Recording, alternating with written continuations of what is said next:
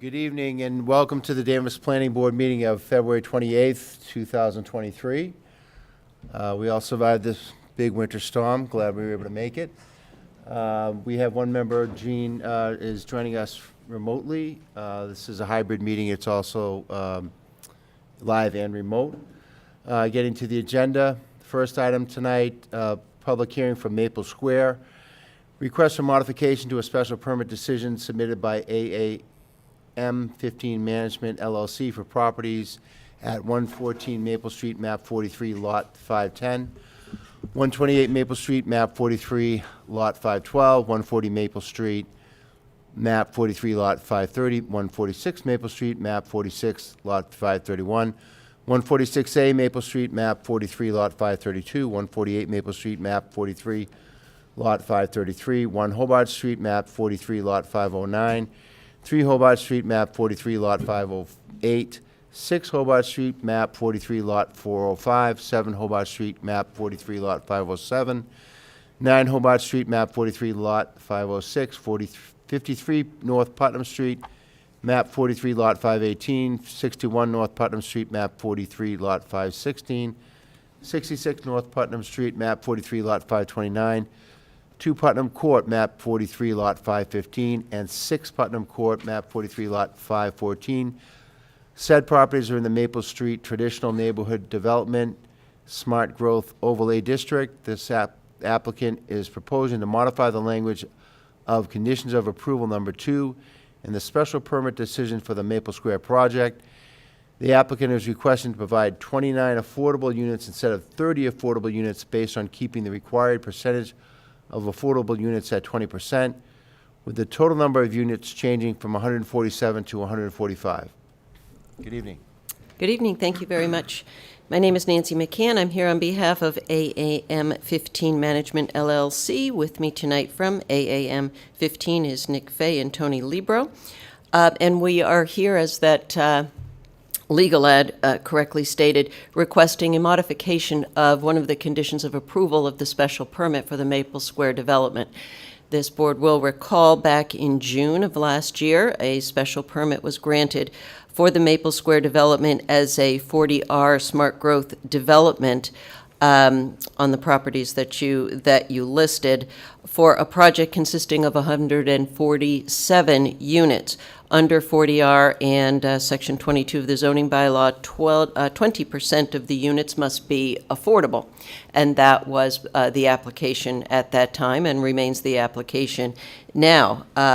However, as construction drawings proceed forward and are refined and site information is gathered, and as we prepare to proceed forward with those construction drawings for the building permit, and in order to keep all of the aspects of the project fully in compliance with all of the requirements of 40R and Section 22, there has been a reduction in the number of units proposed from 147 units to 145 units. This reduction allows for some storage space for residents and allows for a nice layout of the units. Of course, the developer would have preferred to keep it at 147, but as things are refined, it has been reduced down to 145 units.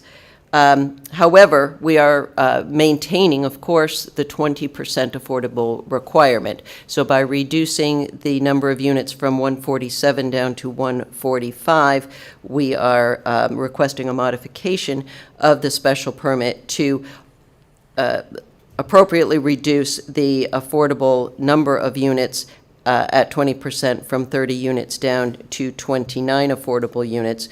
145 units at 20% gives us the 29 affordable units.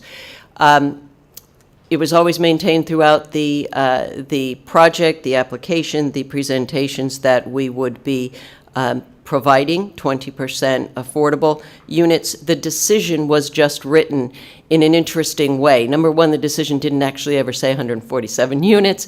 It referenced the application, but it, rather than saying 20% of the units will be affordable, it specifically did the math and listed in the decisioning condition number 2, it listed the number of units at 30.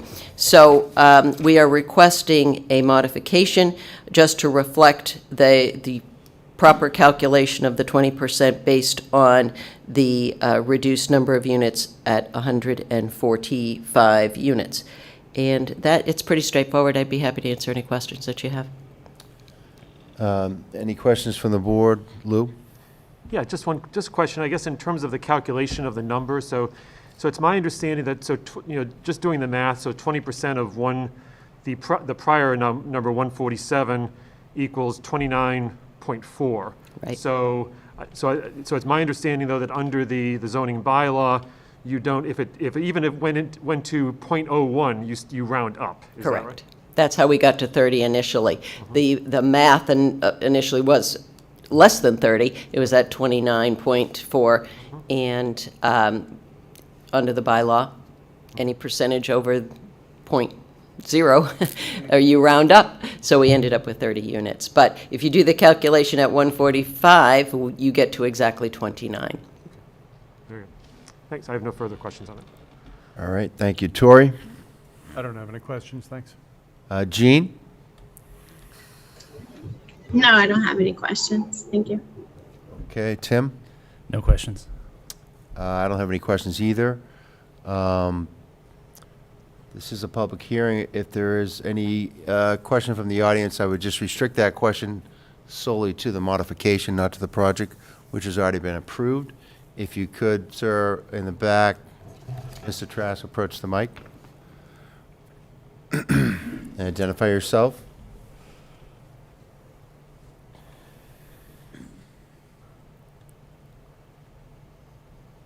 Good evening. My name is Gardner Trask. I'm here representative of the Danvers Affordable Housing Trust. I am the chair and speaking on behalf of the trust. We are neutral on this. It conforms to the zoning laws, which we're pleased with. So we previously at the previous application, we sent a letter of support. We voted to remain neutral on this. So we're not at all not in favor of this. Thank you. Thank you. Anyone else in the audience have a question, comment? Hearing none, I would turn it back to the board. Do we have to close the public hearing on that? Yes. If I motion to close the public hearing from the clerk? Motion to close the public hearing? Motion's been made. Do I have a second? Second? Hearing that, all in favor? Aye. Aye. Opposed? None. Lou, if you would read the decision, please. Sure. Modification of special permit decision, 114, 128, 140, 146, 146A, and 148 Maple Street, 1, 3, 6, 7, and 9 Hobart Street, 53, 61, and 66 North Putnam Street, 2 and 6 Putnam Court, known as Maple Square, Town Clerk, Town of Danvers, Massachusetts. At the request of AAM 15 Management LLC dated February 2nd, 2023, the Planning Board of the Town of Danvers, at its meeting on February 28th, 2023, voted to modify the Maple Square special permit decision filed with the Danvers Town Clerk on June 17th, 2022, and recorded at the Southern Essex District Registry of Deeds, Book 41059, page 493, as follows. Modify conditions of approval number 2, with changes in bold. Pursuant to Section 22.8 Fair Housing and Affordability Requirements of the Danvers zoning bylaw, the applicant and/or property owner shall provide, bold, 29, unbold, affordable housing units, bold, based on 20% of the total number of 145 residential units, stop bold, which must be added to the state's subsidized housing inventory, SHI. The applicant and/or property owner shall hire a monitoring agent and provide a marketing plan to the town of Danvers prior to the issuance of a building permit. Bold, so as long as 20% affordability is maintained, no further modification would be required in the event of a reduction in the total number of residential units. End bold. All prior conditions of approval shall remain in full force and effect.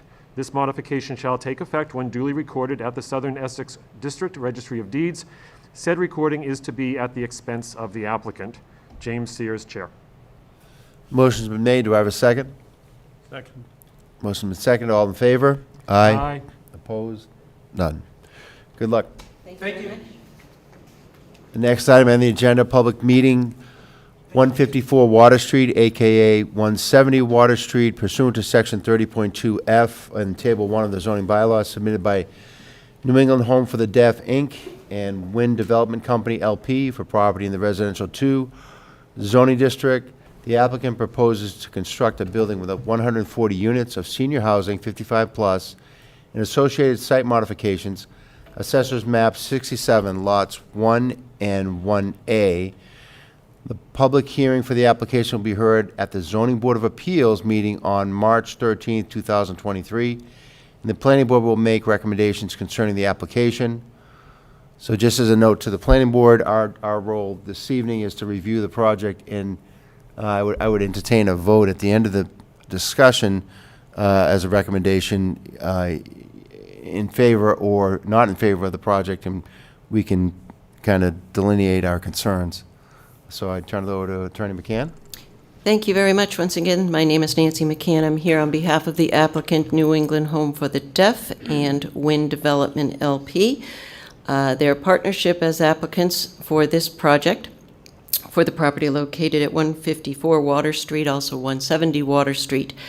And this is a project that is proposed under Section 30.2F of the zoning bylaw for the construction of an affordable housing project for seniors over 55 on the existing campus of New England Home for the Deaf on Water Street, with a preference for residents who are deaf, deaf-blind, or near-deaf. If we could put up, Josh, the first slide, that would be great. The existing campus of New England Home for the Deaf was really established in Danvers in 1925. So the New England Home for the Deaf has been an active member of the Danvers community for almost 100 years. The site itself is a little over 16 acres and currently has independent senior housing for deaf and deaf-blind that was constructed known as the Thompson House, located along Water Street, back in 1996. The campus also includes a nursing home, assisted living, skilled nursing facility that was constructed on about 2004, again, to meet the needs of seniors who are deaf, deaf-blind, or near-deaf. The proposed project, and you see on the screen here is an aerial of the existing campus itself, is proposed for the rear of the campus behind the existing nursing home, skilled nursing facility, and it is permitted by special permit. What we are proposing is 140 independent living units for seniors over 55, again with a preference for deaf, deaf-blind, and near-deaf residents. The affordable housing project typically, as you see, to qualify as an affordable housing has an affordable component of 20%, sometimes 25%. In this particular case, this project will have an affordable housing component of 50%, which certainly is significant. Section 30 of the zoning bylaw requires that the applicant be the Danvers Housing Authority or be a developer selected by the Danvers Housing Authority. And we have worked with the Danvers Housing Authority, and part of the application package was their selection and strong endorsement of this project. We've also met with the Danvers Affordable Housing Trust, and a letter of support will be going to the Board of Appeals from the Affordable Housing Trust as well. In addition to the deaf, deaf-blind, near-deaf preference, the Danvers Housing Authority has asked for a secondary preference for Danvers residents. And that is something that the applicant has and developers have certainly agreed to. This is a unique parcel in many ways. It's unique by its shape. It's kind of a horseshoe-shaped parcel. It has wetlands, inconveniently located in the middle of the site. It has a riverfront area that impacts the property. It has topographic issues, and it has a significant encumbrance of the public utility easement that's 200 feet wide that traverses the entire property. As a result, in addition to the special permit, we are seeking from the Board of Appeals a couple of variances. One of the variances relates to height because of the limitation under Section 30 for this type of project.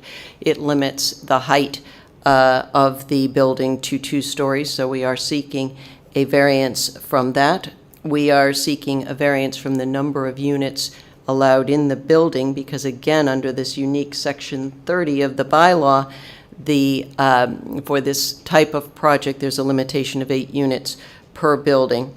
And we're also seeking a variance related to the location of a few of our parking spaces. It's important to note, however, we are not seeking a variance for density. The size of this lot supports the 140 units of density that we are proposing. So why we're here, as Mr. Chairman indicated, Section 30 of the bylaw is unique. And it's unique in that the ZBA acts as both the special permit and variance granting authority, but also is the authority for granting site plan approval under Section 30. And the bylaw requires that upon the filing of the application for the special permit with the Board of Appeals, the applicant also file a full package with the planning board, and the planning board has a period of time, 30 days under the bylaw, to make recommendations to the Board of Appeals for its consideration. So this team has been working with the planning staff and coordinating the filing and this meeting tonight so that the Board of Appeals will have, when they open their hearing on March 13th, recommendations from this board as you see appropriate relative to site plan issues. Can I just ask you, just real quick, do you know when that bylaw was brought in? I don't remember it. I do not. I'm in the process of doing the research on that. I know it was prior to the early 90s because I've gotten back that far. Okay. So what we're prepared to do this evening, and we're quite excited to do it, is to present to you really a full site plan presentation so that you'll have all the information you need to make the recommendations that you may wish to make to the Board of Appeals.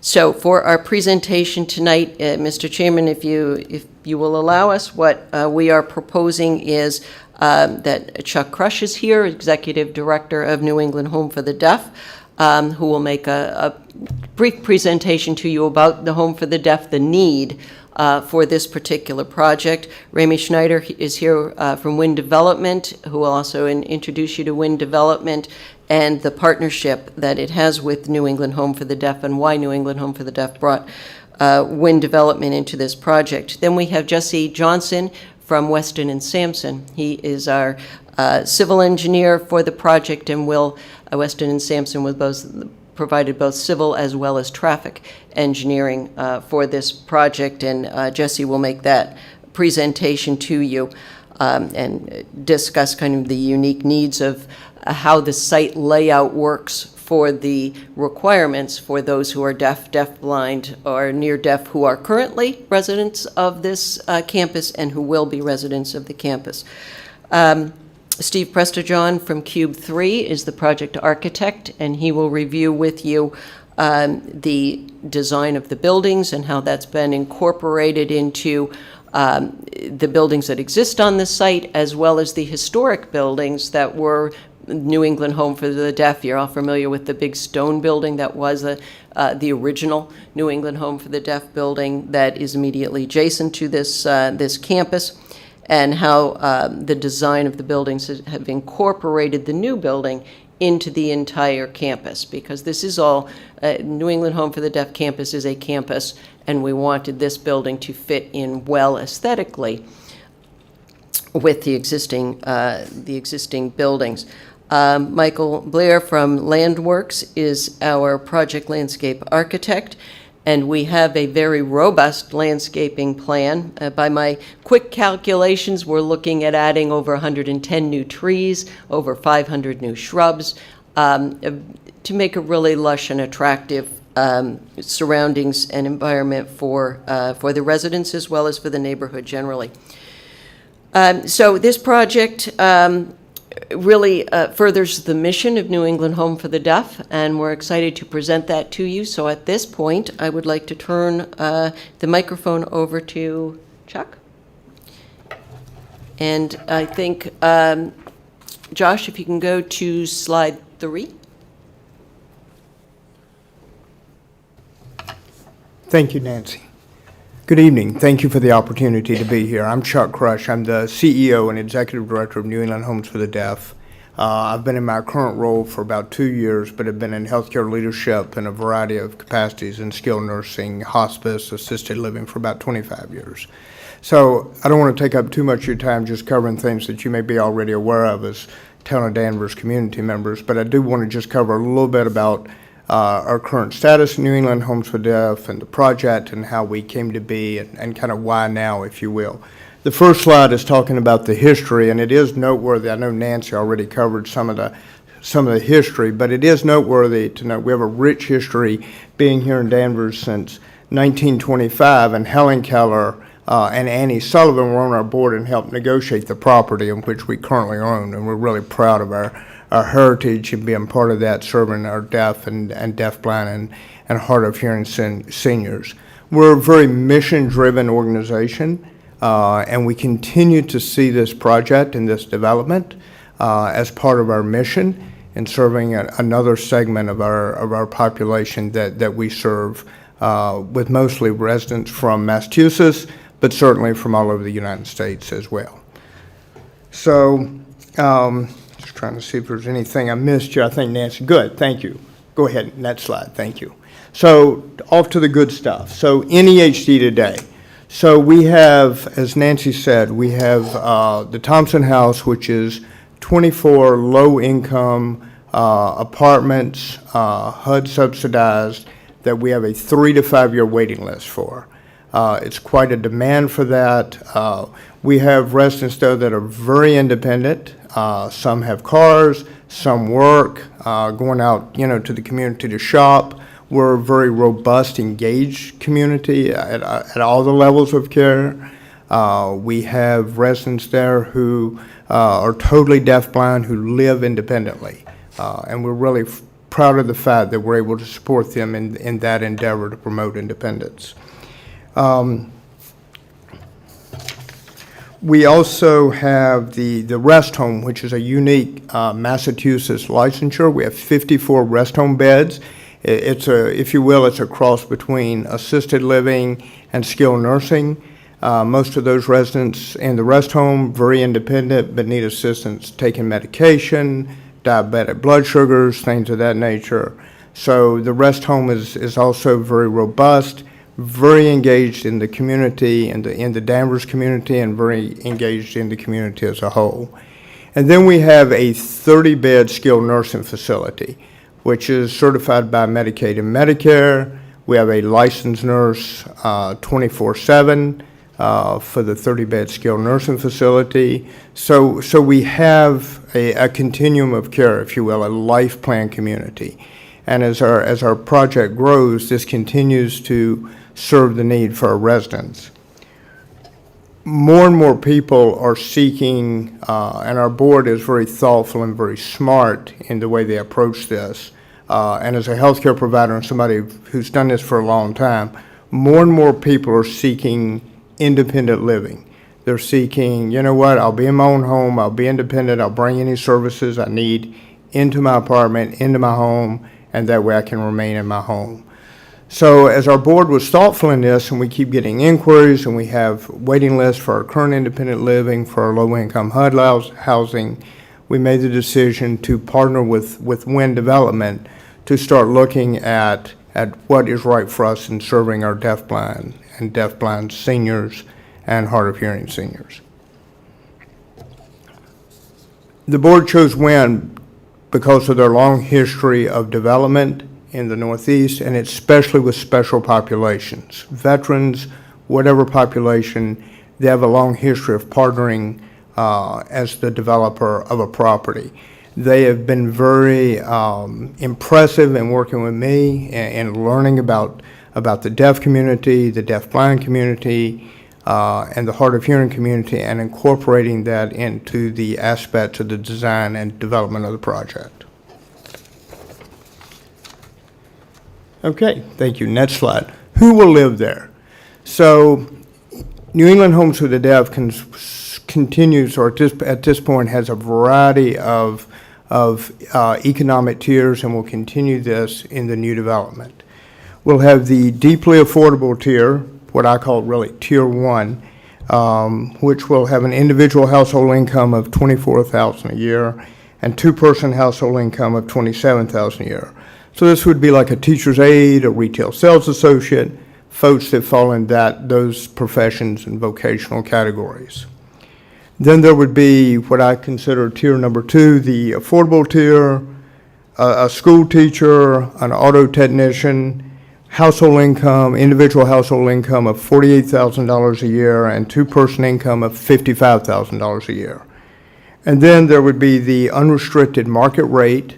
All of these, and again, please, the preference would be deaf, deafblind, and hard of hearing, which this would be our continuum of care in our campus, more independent living to be served, and that would be anyone over 55 with preference given to those categories I just mentioned with no income restrictions. And I'll also put the invitation out. If anyone on the planning board, I'd love to give you a tour of New England Homes for the Deaf. Give me a call. I'd love to schedule a tour. We survived COVID, so now we can give tours and everything. So I'd love to show you. I'm very proud of what we do and our mission, and thank you for the opportunity. I'll turn it over to Adam Stein, Vice President with Wind Development. Thank you.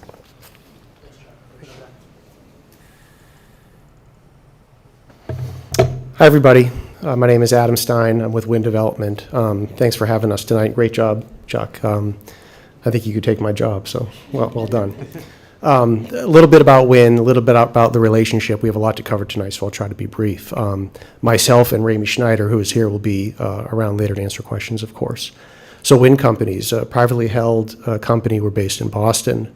We develop, we own, and we manage property for the long term. We're long-term stakeholders. The first property that Arthur Wind developed 50 years ago in Salem, Pequot Highlands is still under Wind's management today. So we have strong ties to the North Shore, and we really care about the assets from a long-term perspective. Almost all of the housing we have created includes an affordability mix, which we'll talk about tonight, and special needs set-asides. Set-asides for seniors, set-asides for veterans, and now set-asides for deaf, deafblind, and hard of hearing. Wind has developed property by themselves as the sole developer and owner, but a lot of times we look to partner with stakeholders and partners like New England Home to develop housing with. Ones with a strong mission, ones that are aligned with our housing strategies, and ones that are well respected within the community. And you have all of that with New England Home for the Deaf. And what's really unique about this opportunity is we get to combine both of those. We get to combine New England Home's relationships and tenure and the services that they provide with Wind's strength in developing mixed income affordable housing. So it's a win-win. I had to say that. And I think, as Chuck described, I've driven by the property so many times. I've never really been into the property. You really should take a look and see what they do. They really provide a great level of service and care, and it's pretty impressive to see what they do on a daily basis. We spent a lot of time working on this project with New England Homes. The plan that we're presenting tonight, I think, is very thoughtful. We've thought through access and traffic and parking and architecture, all in light of the specialized population, deaf, deafblind, hard of hearing, as well as seniors. And I think a lot of the things you'll see tonight are done for that specific reason. Again, we've got a lot of information to present tonight. The team you see here today is the team that's working on the project. Ramey, myself, Nancy, the consultants. So this is it, and we hope to have a good conversation tonight and talk about this exciting project. So thank you very much. Thank you. Jesse, I think you're up.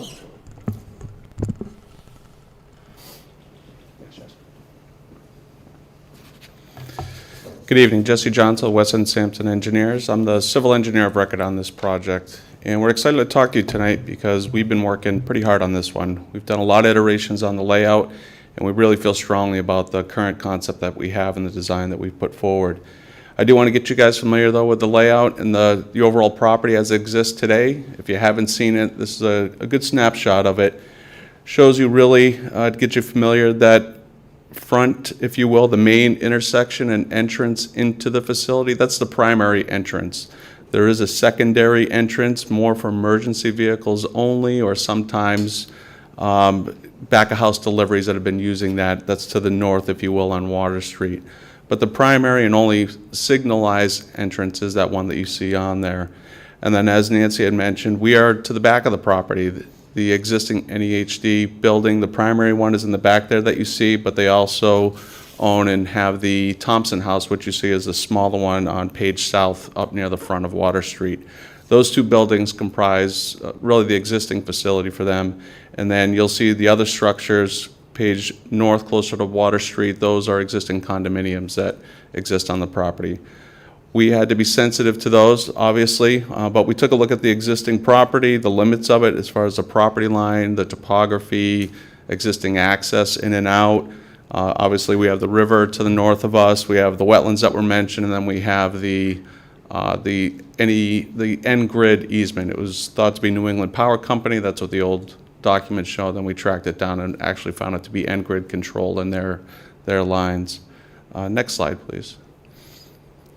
So when we started to look at everything, and what we really try to do is understand the constraints, what's on the books, if you will, for limitations on the property, things that we should be sensitive to.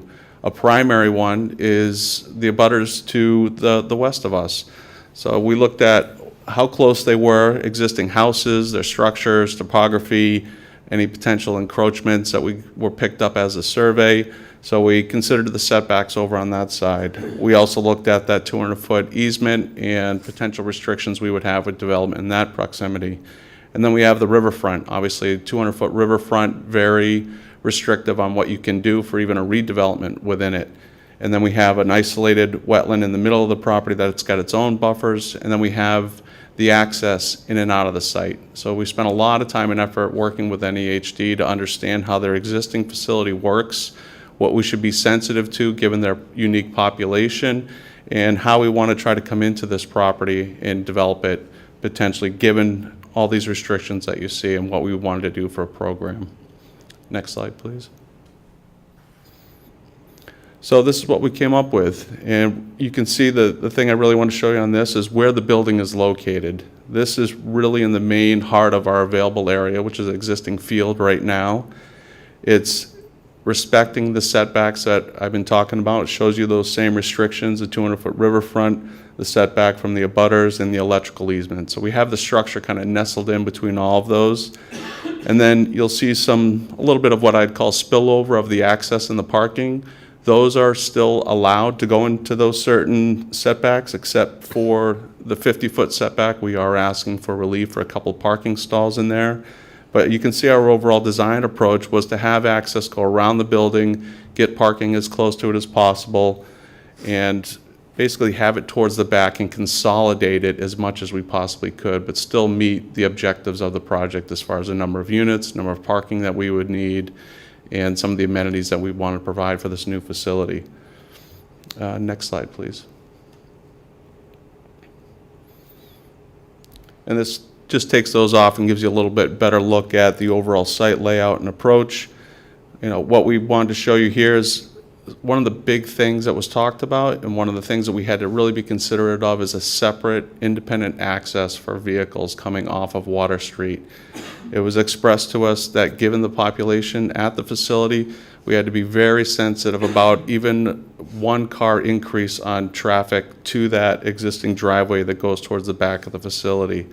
So we did a lot of different iterations and landed on this one here, which is proposing a new curb cut off of Water Street, bringing your access separately and independently towards the back of the property, and that would access our new building, but also still allow NEHD to have their access to the back for deliveries, for employees, staff, or residents, if you will.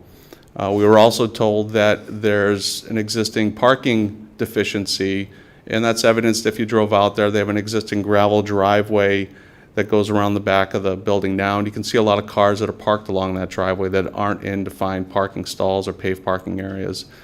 So we again took that under consideration and tried to create some parking that you see immediately on the left-hand side as you drive in that would accommodate this, get basically those cars off of gravel areas and into a more, I guess, conventional parking area for them. So those are nestled in between the two existing buildings, closer proximity to what they are now. We also propose sidewalk connections to make sure we have good pedestrian connection all the way throughout the campus, and also to make sure that you could go from the back of the property all the way to the front and out to the street if you wanted to. Next slide, please. I keep talking about the circulation and some of the things we are sensitive to.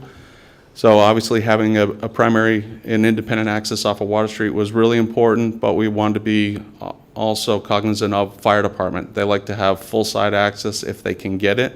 So we tried really hard to make sure we would maintain that around the building if we could. We also thought about if they have deliveries at the new facility, if they have move-ins, trash, what are we going to do for loading for that? So we created a separate independent area that you can see they can pull out of the travel lane, back up to it for a moving van, for trash pickup more frequently, obviously, but still maintaining full access around the building. And we also oriented the building so that as you drive up to it, you see the main entrance with a nice covered pickup and drop off. You can access that, but then you'd be able to do a movement and come right back out the same way. We were sensitive to also if there's existing delivery trucks that they can make a turn and come back out that same entrance. Again, trying to really discourage people to go from going out that northern existing entrance that's there now. Primarily because if you do go out that way, you're really only going to be able to make a right turn and go north. It has a painted median. You can't take a left and go out there, or at least you're not supposed to. So we don't want somebody to go that way, get stuck, and think that they can take that left-hand turn.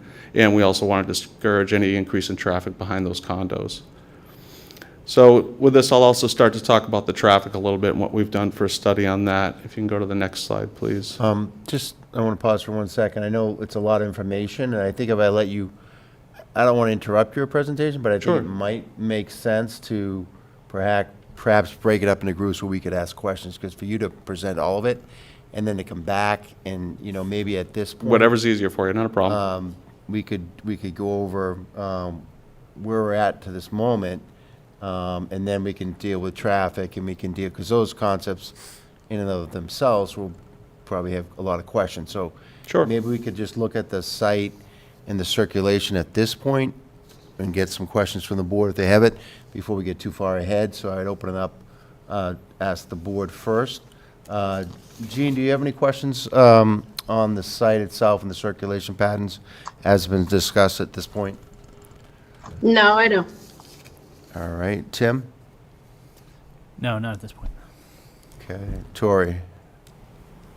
Could you speak about the impact of traffic around the back of the proposed building on the houses at Jacob's Landing, headlight directions, traffic noise? Sure. What we did with the design is we were aware of that, and we wanted to be careful of how we had the orientation of the parking and mainly the primary access of the driving. There is an existing, I guess, the pinch point, if you will, of that back corner of the building. That's about 51 feet off the property line. We do have it narrowed down to just a fire access width of 20 feet, and we are going to have it signed to not encourage through traffic for residents, and it's just going to be maintained for fire only, and that's going to be obviously plowed year-round, discouraged from primary use. But we also are going to maintain as much of the buffer as we can and then also supplement it. That's going to be, when you'll see later in the presentation, you'll see the landscaping through that area. We put a lot of effort into the landscaping design. I'll let Michael talk about that, of how we can basically supplement the buffer through there and make sure we're protecting from trees and lights. But you'll see that's probably going to show a little bit better on some slides later. Thank you. I don't have any other questions. Sure. Thank you. Lou?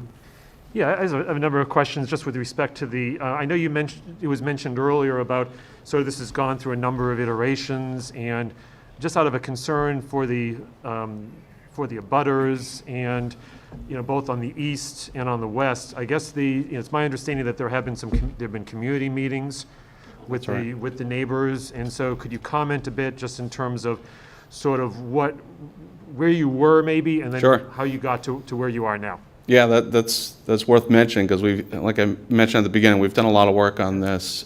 We've had one public community meeting. We've had several meetings with staff. We had the meeting with the fire department. Obviously, we've had several meetings with NEHD. We've had meetings with NGrid. So we've gotten a lot of people, a lot of stakeholders, if you will, to give us some input. And we originally had the building in a completely different shape, different orientation. We had parking originally proposed underneath the power lines, closer to the abutters to the south. We had our primary parking bank, if you will, underneath those NGrid lines. We know it's allowed by NGrid. It's not encouraged, but they do allow it. There's other examples in town. You have a shopping plaza, obviously, with parking right underneath their power lines. We ultimately tried to come up with a design. Steve Prestigian will talk later about the building.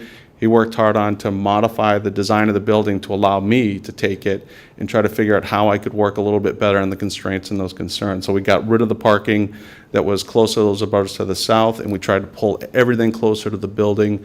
We changed the orientation so that the main entrance prior was facing south. Now we have it facing a little bit more northwest, which we thought was a better approach to the campus, a little more inviting to the campus. And that allowed us actually to reduce the footprint, the overall footprint of the impervious coverage in this project, I'd say by about 30 to 40% by doing that. So I don't know if that answered everything in your question, but kind of without seeing those other ones, it's kind of hard to. No, I just wanted to make sure, I just wanted to see what sort of process it went through, and just making sure that abutters' concerns were taken into consideration. Yeah, we heard a lot about the proximity of that parking that we originally had, as I mentioned, to the south. So that was the biggest thing I think we did to address their concerns. There was also concerns if we had been communicating with NGrid. We just even had another meeting with them on Monday, reviewing the latest layout, showing them everything, and getting initial feedback, again, before we file with them formally. But they appreciated the fact that we're even talking to them at this stage. They said they're used to seeing it after projects are already approved. So we'll work with them all the way through. Jim, I have a few more questions. Sure. Sorry. Just in terms of the current conditions of sort of the area where where the building will be, it's my understanding that area is currently a hill, and that it will be.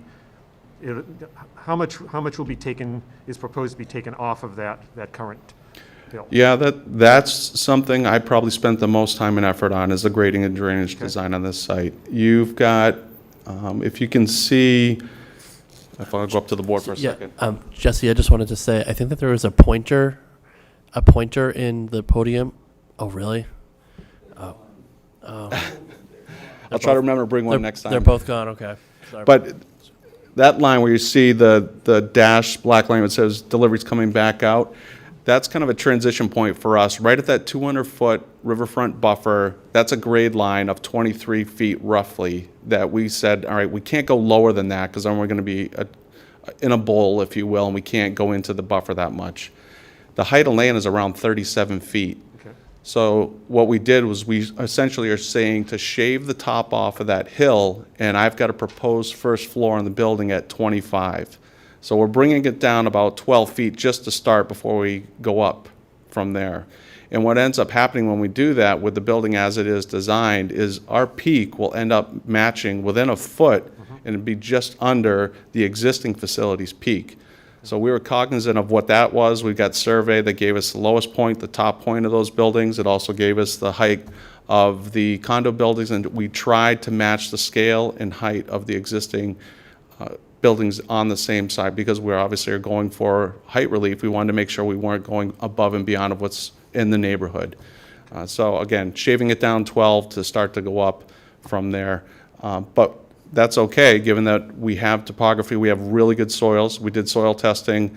It's, as you would expect, next to a river. You have good sands as far as you could dig down. So we don't see any issue with pushing that dirt around. There's not anticipated to be any blasting or anything that would disrupt the neighbors. So the grading design that is submitted formally for the review of your town engineer shows that, and shows how we are trying to keep everything basically level all the way around and try to work with those grades to drop it as much as we could. And with respect to the soil, in terms of it, that is potentially to be removed, I guess a question I had, and this was raised, Dave McKenna reached out to Aaron Henry via email a couple of days ago, copied myself as well as Dan Bennett with our hats on as in terms of Preservation Commission. Just with respect to, I guess, a concern that was had is that area. This area is a very, it's, as you know, it's a historic area in terms of it's been, you know, it's adjacent to the Jacobs Farm, and there was a question apparently that around the time of that when Danvers was first settled, that area there was a possible native people settlement in that hill area.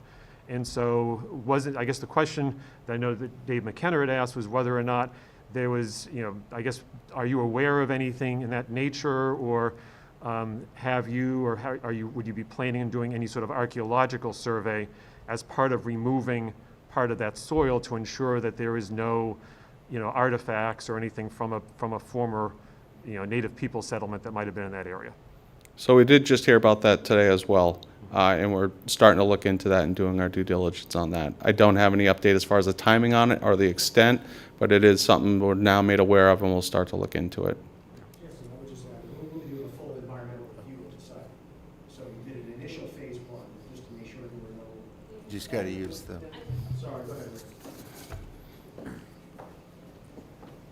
So as part of our, Ramey Schneider with Wind Development, as part of our application to the state for state and federal low-income housing tax credits, we'll have to go through a whole environmental review process, which will include a submission to Mass Historical. Okay. And so we will be going through this process in the future. As Jesse said, we were made aware about this comment today, and we'll start that process throughout this process with the Board of Appeals. And so going through, for example, going through the Mass Historical process, because I guess of the nature of funding involved, that would then cover... That would trigger that would cover any sort of... archaeological, yep, needs or- exactly. Anything that Mass Historic has on the site, any Native American or Native populations that were living here would be uncovered during that process. And that would cover as well, I assume, any sort of environmental issues, because also I've seen, for example, on social media, someone's made reference to like eagles' nests or something that are potentially in that area. Yep. So MHC, Mass Historic, wouldn't necessarily cover that, but our environmental review would cover that. Okay. Thank you. I have no further questions for now. Okay, just a couple quick questions, and I know we have a lot to look at this evening. Just, I guess maybe for Nancy, I know it's been brought up somewhat, just at the outset. I think the largest thing here and the biggest concern for most people is going to be the proximity to the neighborhood, and why four stories? You're allowed 2 stories, why 4 stories? And I know there's a need for this type of housing, but what is the justification for that expansion? You know, 1 floor is one thing, 2 floors is even that much higher, and we abut, you know, a pretty substantial neighborhood. I'd like to hear your answer to that. And part of that answer is going to be given by Steve Prestigion, our project architect. We have some very nice renderings for you to see, and to see how part of what Jesse has said with regard to topography and how things will all fit together. But to answer the question from a legal standpoint, since you asked me, and to justify under the... with 8 units per building at 2 stories in height, could be fit on this property, but for the soil conditions, the shape, the topography, the utility easement, all of that brings the buildable area of this site in because of those unique site features. So that's the hardship from a legal standpoint for the variance. There are very unique conditions here, not just one, which is all we need. We've got all of them: soil condition, shape, topography, location of existing buildings, the encumbrances of the utility lines. So you have that, but then you add to that this unique population that's being served. This is a disabled population under ADA. We have not only a need, but a requirement to make accommodation. And for this type of population to have many small buildings, 2 stories, does not work because of the physical limitations of that population. You'd have, as Jesse was pointing out, the biggest controlling factor from New England Home for the Deaf standpoint when this was first starting in conception was population safety, vehicular and pedestrian safety within the site itself. Someone comes through here and there's someone walking along who is deaf, you beep your horn, they're not going to hear you. So it is really very important that the separation of vehicles and pedestrians are accommodated. So having a site layout with a bunch of little buildings, 2 stories, that doesn't work for this population because of the disabilities. And having just 2 stories, you then have to have units with individual elevators in each of the units to get to the second level.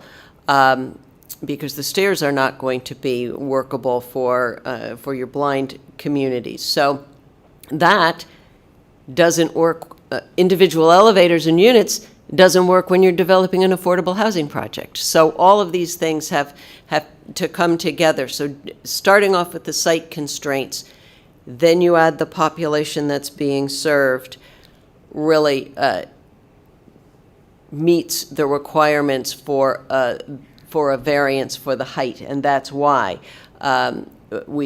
again, density, we're not asking for a density variance, we're asking for the design type of elements to be varied so that we can meet the needs of the population as a result of the significant site constraints that we have here. And I think when we get to the architectural presentation, you're going to see how that all fits in the renderings that we have for you. Yeah, I just think it's important for the public and the board to understand that. That's why we're looking at a 4-story building. That's correct. And I think at this point, I'll let you continue the presentation, only because I just think we needed to take a little break just to get some questions out. And if you don't mind, I think if the board members have further questions while you're presenting, we'll wait until you pause at least. But if we, it's just harder going back, I think, oftentimes. So maybe I think what's coming up next is traffic. We do that, traffic and parking, and then maybe you want to take a little break, and then we have the photometric, and that's fairly quick to go through, and then we can take a little break before the project architect speaks. Maybe that's the best way to divide it up, because there is a lot of information. And then getting into the conversation, there's a distance between neighbors, and just right. Just quick question on that community meeting. How many neighbors did you notify? All the neighbors on North Shore Ave and Jacobs? Yes, we did the typical 300-foot circle, but focusing on the residential neighbors. We've also reached out, members of our team, Chuck and Adam and myself, we've reached out also to some of the commercial folks along Water Street as well, but we were really focusing on our community meeting on our neighborhood.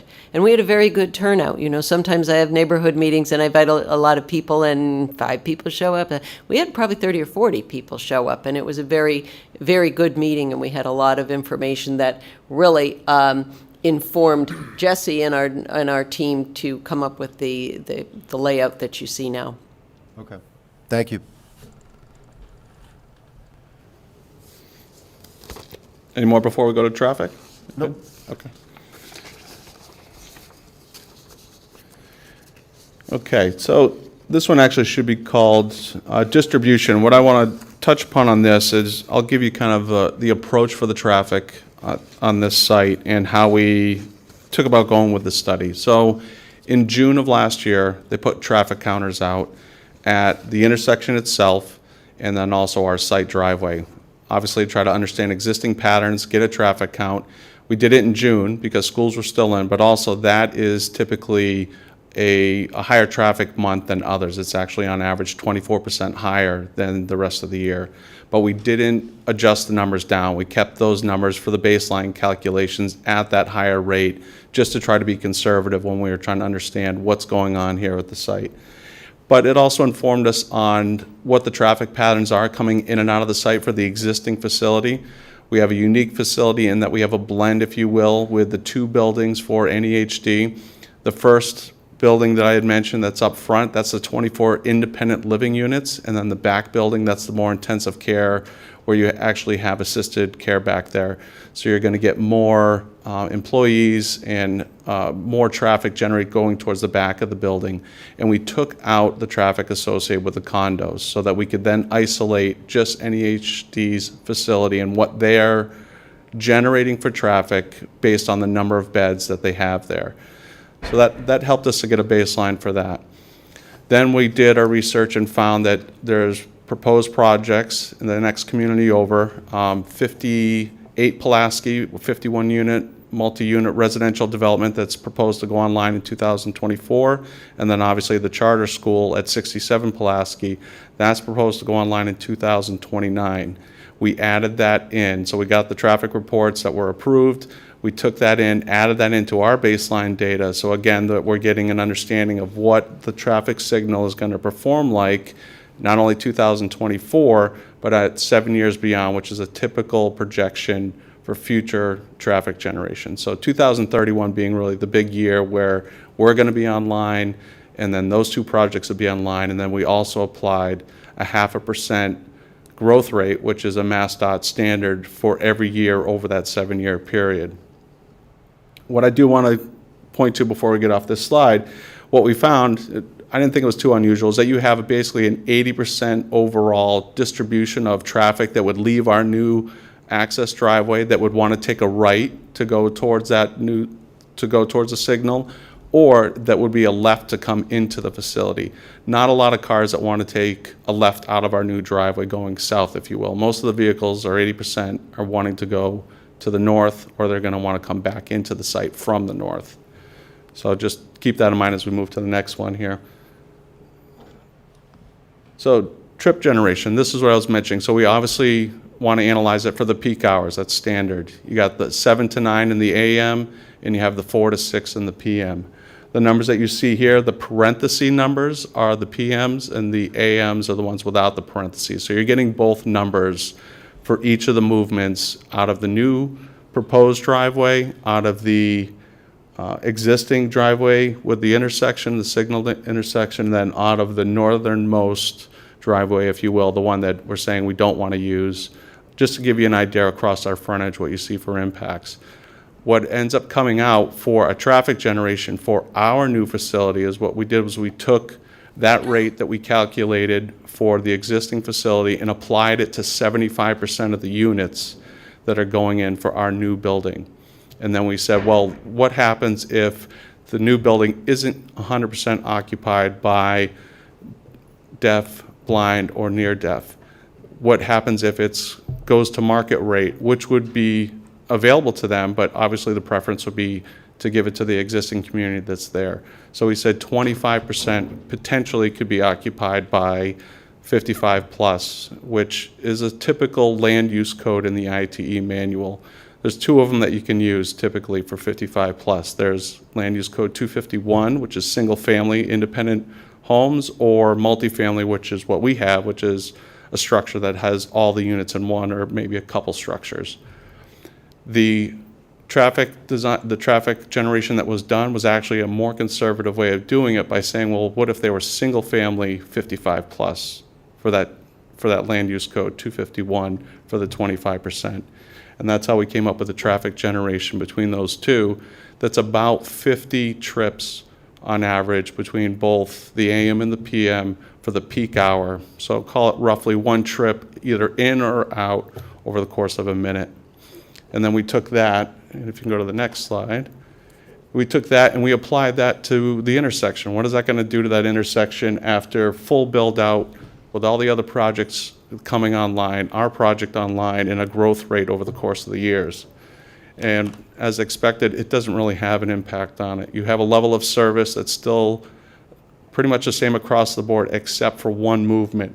The northbound traffic that wants to take a left to go onto Liberty Street, that went from a level of service A to B, still well within acceptable limits, and that was just because it happened to be just on a threshold. It was only a 6-second increase in the delay, but that 6-second increase just happened to trip it from an A to a B.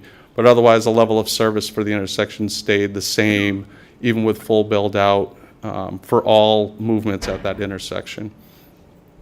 So that's really the biggest thing we're looking for. And then obviously we did site distance measurements. We did intersection site distance measurements for the new curb cut, and everything came within safety guidelines. But I'll stop there and see if you have any questions on the traffic report. Questions from the board? Lou? Yeah, just a question in terms of sort of the methodology for the traffic count, I guess, in terms of, so you looked at June is when it was done? That's right. Okay. When did it start in June, just in terms of, was it for the entire month? No, I believe it was a couple days. That's usually standard is you would do it for a couple days, not for a whole month. Okay. Because the reason I just had a concern, and because in terms of the school, the closest school nearby, Bishop Fenwick, for example, it's a Catholic school, and I haven't, just taking a quick look at their calendar from last year, their last day of classes was June 3rd, and they had final exams through June 9th. So they end earlier than your typical public school. So I wasn't sure whether that could have potentially affected the traffic counts, and just want to make sure that it did take into account the existing, the traffic from that school. Sure, I'll look to see when the traffic counts are actually done, the dates, or it's in the report. I just can't remember it off the top of my head. But I can get that back to you. Okay. And then I did have a question as well, just with respect to looking at the traffic report. I think there was, and again, you may have just covered this, and that there was a recommendation for a left turn signal. Sorry, yes, left turn lane. So we did an analysis of the traffic that, because of the 80% that we were seeing and a big movement coming from the light and wanting to take a left into our site, and this was going back to even some of our discussions with the town engineer when we met out on site. We had proposed with a new curb cut to actually remove the median that's out there and go to something more conventional of what you see now with striping, but allow for full movement access for us and then even the abutter across the street. And in doing that, we saw an opportunity to maybe put in a dedicated left turn lane to come into our property because there was enough width, if you will, curb to curb. When they did a left turn warrant analysis, it does actually say that we do need one. So there is a 2-car queue designed, and those are in the plans. We show the line work and everything to be done to allow for 2 cars to come in, get out of the southbound traffic lane, and be able to wait to turn into the site. So yes, thank you for pointing that out. And that would take some coordination, I assume, with the town in terms of the town engineer and such? Yes, he gave us some initial feedback when we proposed this a few months back, some safety improvements they'd like to see at the intersection, as well as some things that he wanted us to analyze in order to just make sure that this curb cut wouldn't actually be safe. Site distance, like I had mentioned, intersection, stopping site.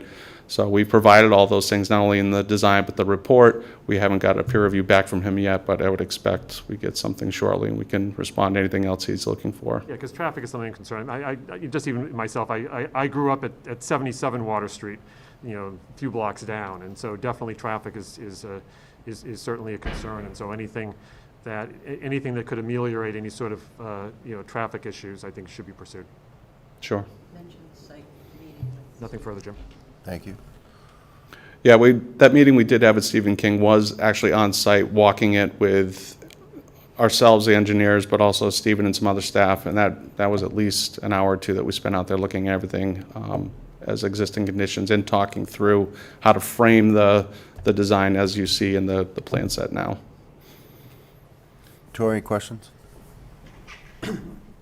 I'd like to hear more about the assumptions for driving patterns that you're making for this very diverse mix of expected population. You've got the 55-plus population, which might be different than the existing 62-plus population. You've got some unknown percentage blind population. How do you make assumptions as to number of trips, use of cars, ownership of cars? So, yeah, there's a lot to kind of take in and boil it down, if you will. We really relied on the traffic patterns that we analyzed during those traffic counts in June for the existing facility to get a real good understanding of what the population, how they're behaving there now.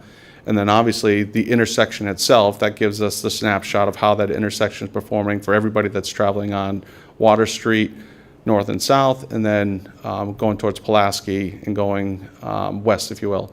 So we feel strongly that the distribution of traffic is giving us a good, we understand the baseline, if you will. For the new facility to come online, we're looking at it as the 55 plus. That's one thing to tell us what the traffic will be generated by based off of ITE manual, typical. But we felt when there isn't something, and this is what you're recommended to do, when you don't have something that fits perfectly with this unique use in this population, analyze the existing one and get their patterns and their counts and then apply that to what we're proposing. So that's my understanding, is that's the best approach, because there's nothing in the ITE manual for this particular unique use. We did try to apply more conservative things, like I'd mentioned, the land use code for 55 plus independent or multi-unit. But what I found was that when you apply 140 units of just one of those land use codes, they actually generate a lot less traffic than what we put in the report. So the way we did it was more conservative. And I think that's because of all the service and employees that they have going in and out of the existing facility, which would be more than we have. We have more of an independent facility. Again, applying that non-independent traffic generator to our independent living facility was a more conservative way to do it, and we feel strongly that 50 max PM for the hour is really, it's a good indication of what we expect to see here. Thank you. Yep. I don't have any more questions. All right, Tim, questions? You did mention the southbound traffic cutout for a left-hand turn there. Where did you say that we could see that in the plan here? I don't know that. It's on my design plans. I'm sorry, we don't have it in one of our slides, but if you have access to the full plan set that we submitted, there's a couple sheets in the back that are traffic designs, and we have details, and we show all the proposed adjustments within the right-of-way to accommodate that. Got it. I'll dig for that. Thanks. Do you remember what sheet? It's probably right at the end, I believe. There are the last few sheets. It's a pretty big plan set, though. Sorry, Josh. That's landscape. Sorry. Am I getting close? Yeah, keep going up. It's going to be. There you go. Yep. You see that, Tim? That's it. Yeah. So that's orientated different than the other sheets, but you can kind of get an idea of. So we were sensitive to the fact that, I think I'd mentioned, we have direct abutter across the street that has their garage and their driveway right across from our driveway. I think they'd probably be thrilled, given this fact that we just removed an impediment for them to have full access. If they leave their driveway now, they can take a left and go northbound, whereas they can't at currently conditions. So you can see that we also have arrows in a left turn lane for them to come into their driveway, but also accommodating us for our left turn into our driveway. Thank you. No further questions. Thank you. No, I think it's good that you took into consideration that and the future construction that's going to go on down that area. So I'm encouraged by that you've planned for that. You did mention the charter school is not going to be for several years. That's what's in their report. They actually said 2029 is when they would expect to be up and running. Wow, Yeah. okay. That's all I had for questions on traffic. Did you have something else, Lou? Yeah, Jim, I just wanted to mention, I did take a look at the traffic study, and I think I answered my own question. This is page 3 to 4. It does appear here that you did the counts on Wednesday, June 1st, See, by design. 22. We knew that. It was from 7 to 9 in the AM, and the PM peak was 4 to 6, so I'm not sure if 4 to 6 would capture the, pickup in terms of kids, but but 7 to 9 at least would cover the drop-offs. So, Sure. Thanks. Okay. You guys want to move on to photometrics? I think this Sure. will be a quick one. So we did a full photometric design. We also did it for the front, but we thought the back was obviously where we need to be concerned because that's where we have direct abutters. We had to be sensitive to a couple things. In talking to N-Grid, they gave us some pretty strict guidelines about fixtures within their easement limits, not even underneath their wires, but they don't like to have anything within their easement if possible. So they said if you're going to have trees or light fixtures, have them max height around 8 or 9 feet. We just said forget it. Let's try to get those fixtures out of their easement, but we still tried to respect the height restriction. So all the fixtures proposed on the site are 12-foot max height with 15-foot max height with one in particular that's 17 feet, and that's the one that you see closest to the easement, if you will, and that's because we had to throw the light towards the easement to get into that travel lane where it necks down from the parking stalls. But everything else is 15-foot max height. And then obviously as we got towards the abutters, we wanted to be careful that we had everything back shielded. So everything is full cutoff, LED, dark sky compliant. That's the standard in today's industry. But then as you get closer to the abutters, everything is back shielded to make sure that you're limiting any light going behind them. So we have all of the fixture heads pointing away from that abutter, and we have that so that there is just a 0.1 foot candle spillover for 10 feet in a vegetated wooded area, and then after 10 feet it dissipates to a 0, but even a 0.1, it's almost non-detect. So we think we've got a design here that works. We've got the spillage where it needs to be on the parking lot, safety areas. We're trying to keep the foot counts really high with the pedestrian access points around the building, obviously, entrance points. But then as we get to the abutters where we don't have to have that, we were able to reduce it down. Okay, questions on the lighting, Tori? No questions. Lou? No questions. Jean? No, I don't have any questions. Tim? No questions. Do you have a cutout that you have with the plan? Is it in that big plan set? The cutouts that you're talking about? Yes, yep, the fixtures that are proposed, we do. Do you mind just putting it up real quick? Absolutely. And I meant to ask this last time, but just, maybe you're going to get to this in the presentation, but how many people do you envision will be on site once it's fully built out as far as residents and staff, and what type of shifts? Are we talking 3 shifts or? This is independent living, so there are no shifts. So this is not a nursing home, this is not assisted No, I living. meant on the entire site. Oh, on the entire site, well, just what the existing conditions Okay. are. The only shifts that we have now are in this skilled nursing home section. So will there be a manager on site for this building, or will there be other folks Yes. like that? Yeah, I'll like have Ramey staff? speak to that. That was one thing actually that came up in the community meeting was, are there going to be delivery trucks for the kitchen? Envisioning an industrial kitchen. No, these are individual apartments, independent living. So the deliveries are going to be, FedEx and your Amazon packages as you would for any independent living. So there's no laundry service, there's no kitchen type of delivery. But with regard to management, Sure. Thank Thanks, you. Nancy. With regard to management, during lease-up, we'll probably have a couple staff members on site.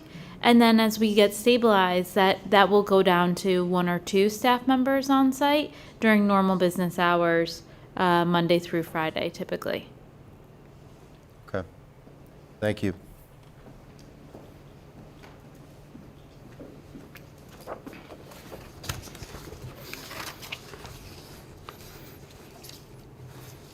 So that's a pretty standard package that you're seeing these days for the LED fixtures, wall mount, and parking. Okay, we can move on. Thank you. And I think we're on slide 16. Okay, so this is a good one that shows some of the grading and topography, if you can pick it up.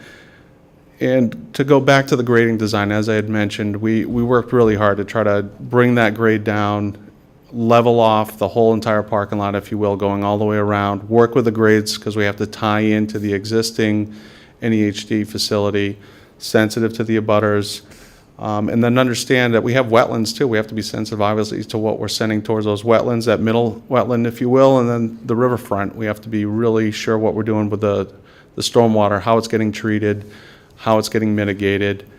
We have some overlap, I guess is what I would call it, of where proposed new access ways are going over existing pavement. We like those because that's an opportunity for us to pick up areas that aren't being treated up to today's standards. We'll capture them now. So what we did with our new access driveway that does have a lot of overlap in existing paved areas is we tilted everything, if you will, back into the site, picking it up with conventional deep sump catch basins, and then we're putting it into a proposed stormwater basin just adjacent to that isolated wetland, if you will, before we transition to the back of the site. And then as you get to the back of the site, we're picking up all that new pavement and we're putting it into a new detention basin that's between us and the riverfront area. Still within the buffer, or I should say outside of the 200-foot buffer for the majority of it, but we have some grading that we've got to do as we go down to the river just to establish those grades.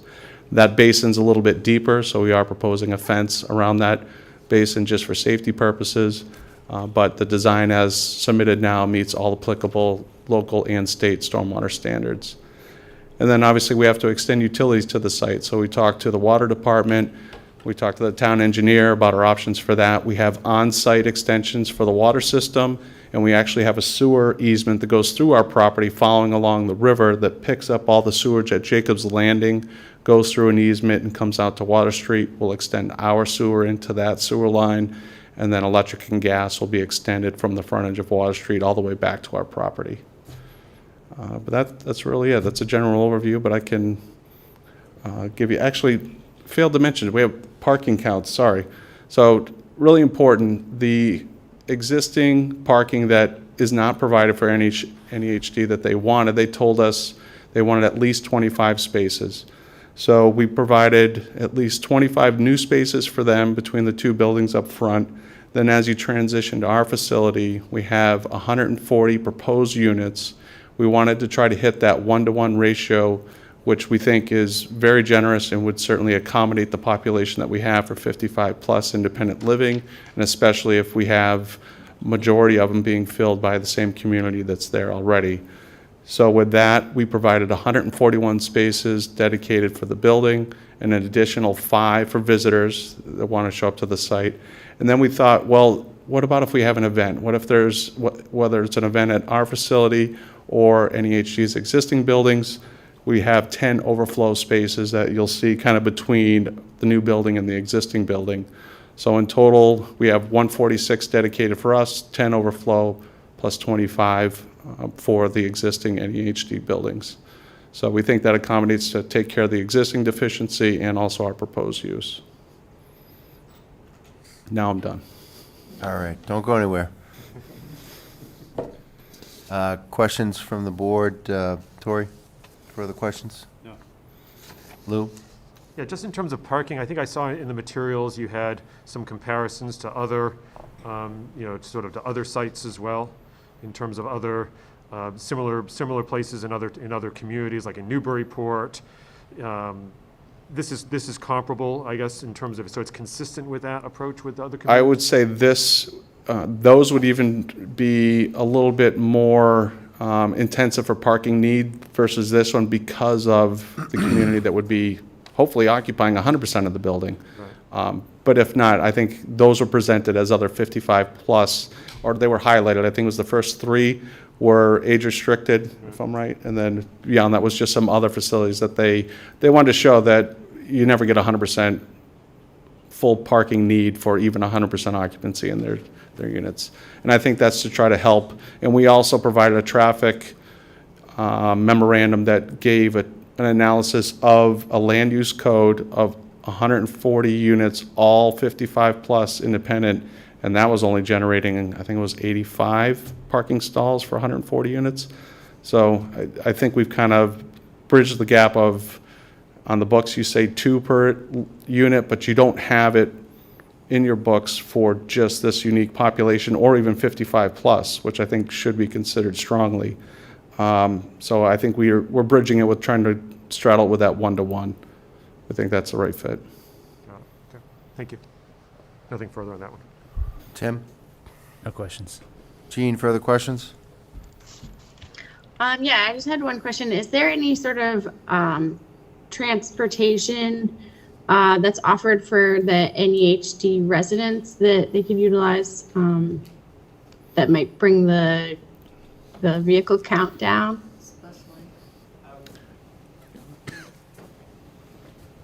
So currently, our residents utilize a variety of transportation, but probably the main one for our independent folks is the bus stop right out front. So Okay. they take the bus, and in addition to that, other community resource transportation. So there are a variety of transportation sources for our residents. Okay, so they're utilize the public transportation, but there's nothing specifically for your facility, correct? We have a bus that we use for our residents in the rest home and in skilled nursing for activities, if they go out for activities, shopping, out to lunch, or something of that nature. We have a small bus that has a wheelchair accommodation. Okay, thank you. Thank you. Any other questions that I can? No. Okay, thank you. Not at the moment. I did have a couple questions on the parking count and just the concept of the 55 plus, 50% to the audience that is at the site, and then 50% of 55 plus, that's open to the general public? So first preference will be to the deaf, near deaf community, that they're going to get first preference. Right. But what we did for the traffic generation is think about, well, if we don't have 100% occupancy, let's say it goes to 25%, which I believe the next preference will go to Danvers community and Danvers residents. That's what we're saying, if that's market rate and 55 plus with no restrictions on them, then that's where you would generate the traffic for them and also the parking demand for them. So we think the 140 spaces, or 1-to-1, if you will, is probably even a little bit conservative. I guess my question is, if it's one of those other 55 plus, let's define 55 plus. Is one person or two persons or all persons living there have to be 55 plus? How does that work? Yeah, head of household. At a household, so ostensibly, could you have 4 people living there, one person's 55 plus? And you might have a couple with 2 daughters living there, and they're both 18, 19. So you could potentially have 4 cars. Yeah. So, right, so one, they'll be limited to the number of bedrooms, right? Okay? So a 2-bedroom unit potentially, I guess, could have 3 people living in it. Could it have 4?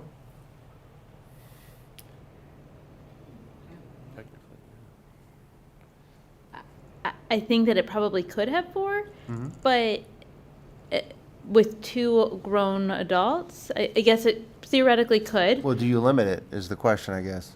But I would say that we limit our parking, right? So our residents are going to have to register their car, lease parking spaces with us, and our property management team will be able to monitor who's getting parking spaces, because they'll have stickers on their cars and will be monitored that our residents are parking in our spaces. But how are you limiting them if they pay market rate rent and they come in and they're a family and maybe the daughters are at college, they come back in the summer, or maybe they're not, maybe they're there full time? Are you telling them they can't move in? No, but I'm but they would only be able to have one space. One car? One car per unit at first, and then if there's an abundance of But parking we have spaces. 2-bedroom units.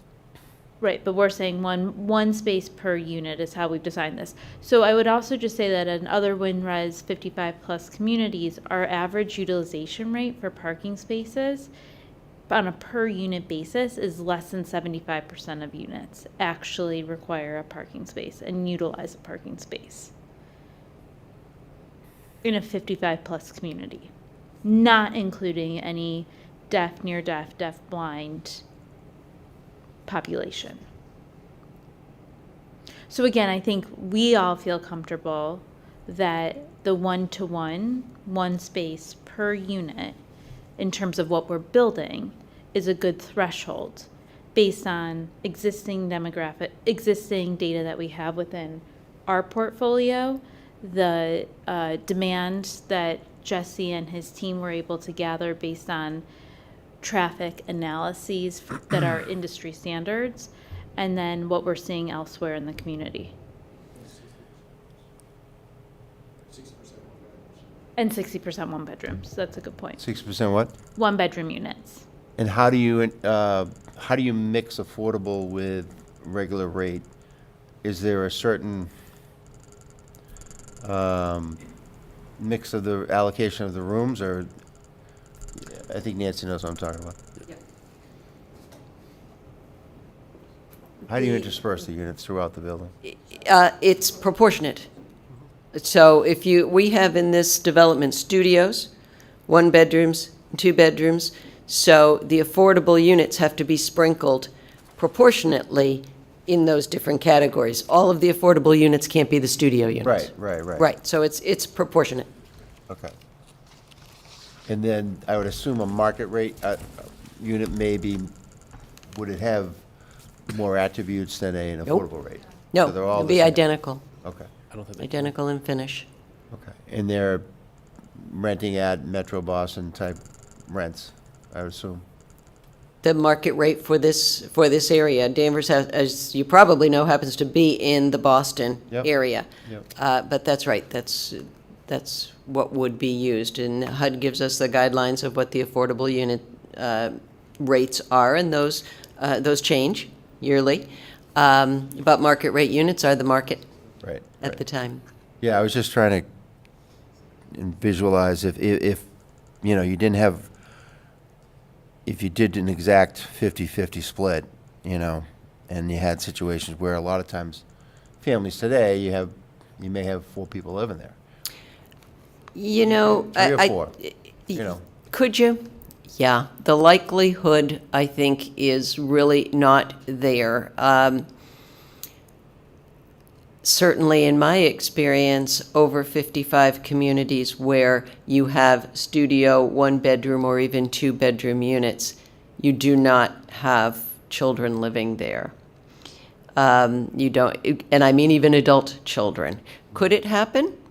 It could. There could be, and this was asked at the community meeting, as a matter of fact, if you had a 2-bedroom unit and an over 55 couple had a child that required their care. You could have a child with needs living there with the parents. Absolutely.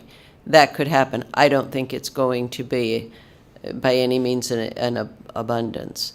I think we've been very conservative in our parking requirements. And the parking requirements, again, kind of a unique feature under Section 30 of the bylaw. The 2 spaces per bedroom is not the criteria for this, or 2 spaces per unit, I should say, where that's the general criteria under the bylaw throughout Danvers. It is not the criteria for this type of a project under Section 30. We have to provide adequate parking. And that's what the parking analysis that we provided to you, which is conservative, and we wanted it to be conservative so that we are sure that we're providing adequate parking. We think we're going to be certainly enough parking and additional parking for the needs of any HD that it has now. Do you have, is there passive recreation areas for all these people on site? Yes, and we do have that in our landscaping plan. When we get to landscaping, there are some nice areas that will be provided. There's going to be bike rack, those kinds of things, bike areas and that sort of thing. So we will get to that, but the answer is yes. Okay. I like the fencing on the detention pond. I knew you would. Imagine. I knew you would. Especially with the population and for safety purposes. Do we know how deep the detention pond may get in a 100-year storm, for example? So the way I like to design my ponds, because I am sensitive to the ponding level, if you will, we're fortunate. So a couple things going on. We have beautiful sandy soils, so that means it's going to empty out fast. You have to make sure it empties out within 3 days no matter what. That's a mass stormwater standard. You have to show that the volume, at any rate, when the storm stops, will empty out within 3 days so it gets ready for the next storm. This one will empty out in about a day or less, but at maximum point, we have an orifice out of the outlet control structure that's just 2 feet above the bottom. So the maximum level, in theory, after it's emptied out or the storm has stopped, it gets down to that settling level, will be a 2-foot depth, but then it's going to be gone in about a day. And that's for both basins. And who maintains that? That would be private, so that'll have to be by any NEHD and WIN. They'll have a combined agreement of maintaining the front basin and the back. Okay. Every 6 months? You've got to check it more frequently. You got to do a spring check on it just to make sure you don't have anything that blows out, if you will, from the winter. You don't have any erosion or rivulets. And then you mow it and maintain it through the summer, and then you periodically check it. Same thing in the fall. Catch basins get checked more frequently, but those are always at least spring and fall. Same thing. We'll have a robust operation and maintenance plan. We'll submit that as part of the full drainage report that'll go in with the stormwater permit application. Great. Thank you. Sure. All right. I think we're ready for landscaping. Ready for architecture? Architecture's That's next. first. Thank you. Hi, good evening. Steve Prestigion, Q3 Architects. I'm the project lead on this one. I think we wanted to start, this is how we usually approach any project we do. We set criteria for ourselves, some design goals that really establish how we're thinking about the form of the building, the location, the orientation, proportions. And so what we've outlined here and what we feel is important for this site and location is really the context. So the architecture in the building needs to feel like a continuation of the NEHD campus. It needs to respond to the neighborhood edges and the scale of those homes, and respect the historic character of the nearby buildings, especially the condo buildings. There's a very layered character to this site that we want to understand, respect, and respond to with the building. The next level there is also a substantial relationship to the New England vernacular. We are in a New England coastal town. We understand the kind of identity that comes with buildings that are done here. So we wanted the building to feel like it bared a family resemblance to that type of building. And lastly on this list here is just reinforcing connections to the water and emphasizing views of the Crane River. Next slide, please. What I wanted to start with was this is really just a diagram showing how we are characterizing the overall form and shape of the building. And really we're thinking of this building as not having a back door. It really has two sides. And so that's what you see in this diagram on screen with sort of differentiated by red and blue. The red outline there is really identifying the part of the building that we feel has the responsibility of interfacing with the NEHD campus. And so the scale of the building, the form, some of the textural qualities of that portion of the building, as well as its orientation. You can see the kind of axis of the main NEHD building is sort of aligning with that red portion. That's really how we're connecting and creating continuity between the campus as far as its landscaping and the architecture. The backside of the not the backside, but the other side of the building in blue here, that's really about responding to the neighborhood edge, and it's about orienting towards the water. And so that's where the height of the building is stepping down a story to 3 stories. We're starting to, you'll see in later images, we start to adjust the proportions and the breakdown of the scale. We actually start to orient the walls of the building, the exterior walls, towards the water, and we use that as a mechanism to capture better views as well as kind of create a neighborhood texture and scale to that side of the building. One last thing I wanted to touch on before we get into the elevations was just kind of identifying a little bit more of that layered quality to the site. I mean, we have the NAHD buildings, which are, typical kind of pitched roof, stucco buildings, residential window styles and patterning. We have the condos at the top left of the image there, the northwest corner of the site, which you'll see in a later street view image. And those are very different. They utilize brick and stonework exterior materials, very palatial windows. They're overall very different in character than the NAHD buildings. And then lastly, of course, we have the neighborhood, single-family homes. I think the Jacobs Ave and Jacobs Landing represents a pretty typical cross-section of pretty typical New England single-family home styles. So we wanted our building in terms of its material, its window style and patterning, the overall building elements and the details, the trim, cornice, window casing, the rusticated base. We wanted all of those to feel related and like a continuation of the kind of layered quality that we see here. Next slide, please. So first, I'm going to walk you through the 4 principal elevations, and then we'll walk through a few more street views before I hand things off for landscaping. And so we'll start kind of counterclockwise, and we'll start at the NEHC side and move counterclockwise around the building. So the image on top there is the northwest elevation. This is the side facing the NEHD building. So that's the area that was outlined in red in that first diagram I showed you. And a couple things I wanted to point out here.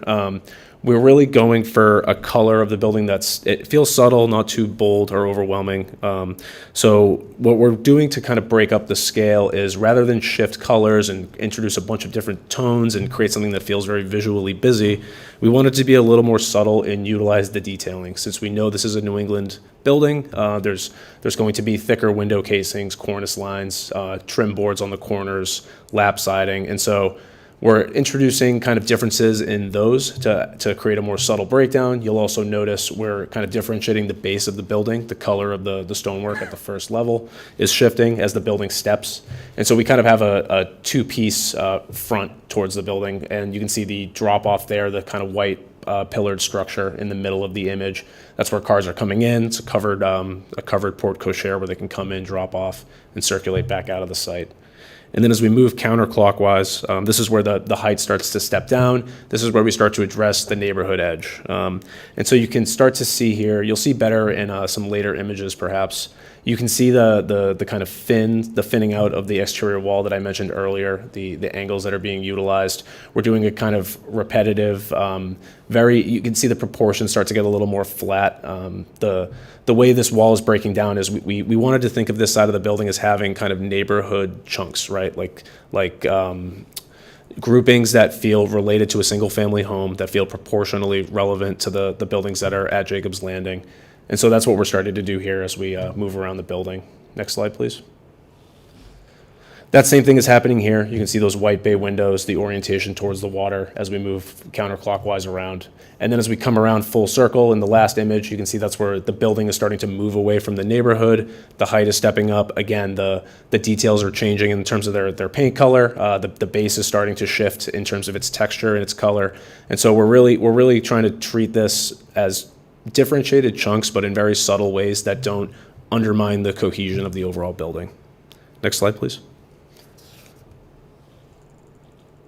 So I'm going to walk you through four street views here. This first one is taken, this is a view, you can see in the top right we have a key plan with an arrow, but I'll just describe quickly what you're seeing. This is going south on Water Street as you come over the bridge. So in the foreground of the image here, you're seeing the two condo buildings. Beyond those, you can just make out the main NEHD building. You can see that kind of pyramid-shaped roof structure in the back left image. And then just beyond that, you see our proposed building. And so what we wanted to demonstrate here was, really comparable roof lines. We feel like the height of the building is kind of fitting in within the typology that's already on site, as well as the way the color palette of the new building is relating and feeling like a natural part of what's already there. Next slide, please.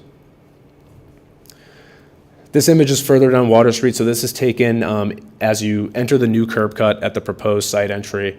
You can see it's a little hard to see on this projection, but maybe on screen it's a little easier. You can see the independent living Thompson house on the far left. You're just seeing the corner of that building.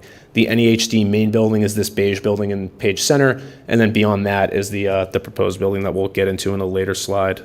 Just a few things to point out. In the foreground here, you're seeing the proposed NEHD staff parking that's lined along that entry drive, so you can get a feel for how that's fitting on site. You can see a lot of the proposed plantings that we'll get to later in the landscape portion of the presentation. And we'll move up a little closer in the next image. If you go to the next slide, you'll start to get a better view of the actual building itself. So this is a view taken from kind of the heart of the NEHD campus. This is just in front of the main building that's there today. The camera here is kind of from a pedestrian view if you're standing on some of the proposed path networks that we're proposing. And so what you're seeing in the foreground is a lot of the proposed sidewalks, and then as the sidewalk moves away from screen down the road, you can see some crossing connections. So you can see how the walkway networks are tying into the campus and bringing people to and around the building. In the center, you see the proposed building. We wanted to show this just to give you a little bit more of a three-dimensional look rather than the elevations, and give you a sense of how the roof line is breaking. You can see the steps in height. You can see the introduction of these bay windows on the front that break the roof line and actually step the exterior wall in. So we have variations in wall plane that help manage the scale, create a form and proportion that feels appropriate.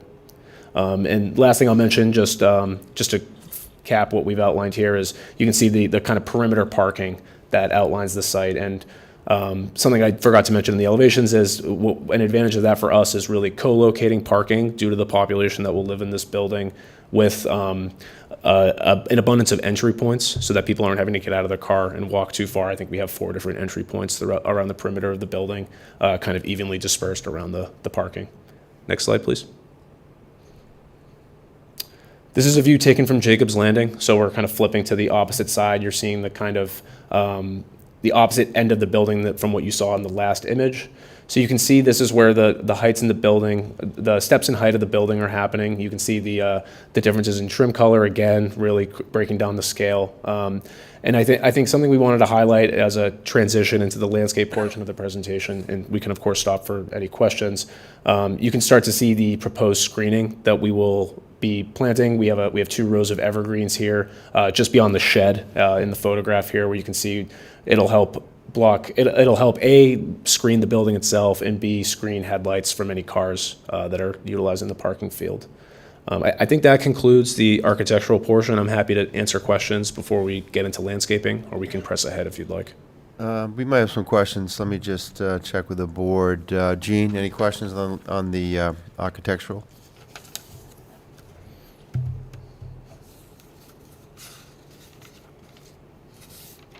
I think you're muted. Gene, can you hear us? Any questions? All right, Tim? I just have one question. In looking at, I'm seeing a floor plan by floor.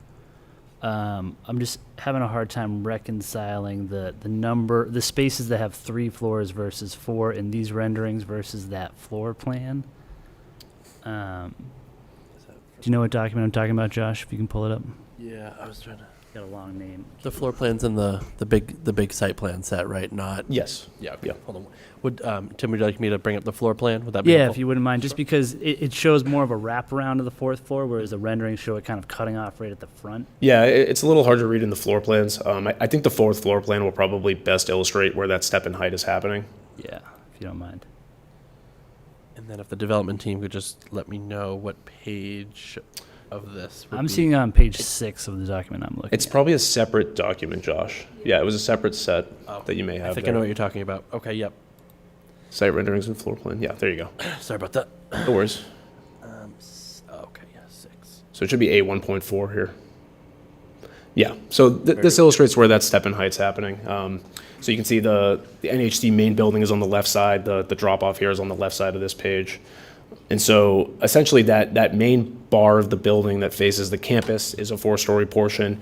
It stretches slightly towards the east side of the site and then steps down where you see the labeled roof deck. And the blank space there is kind of where you're seeing the roof of the 3-story portion of the building.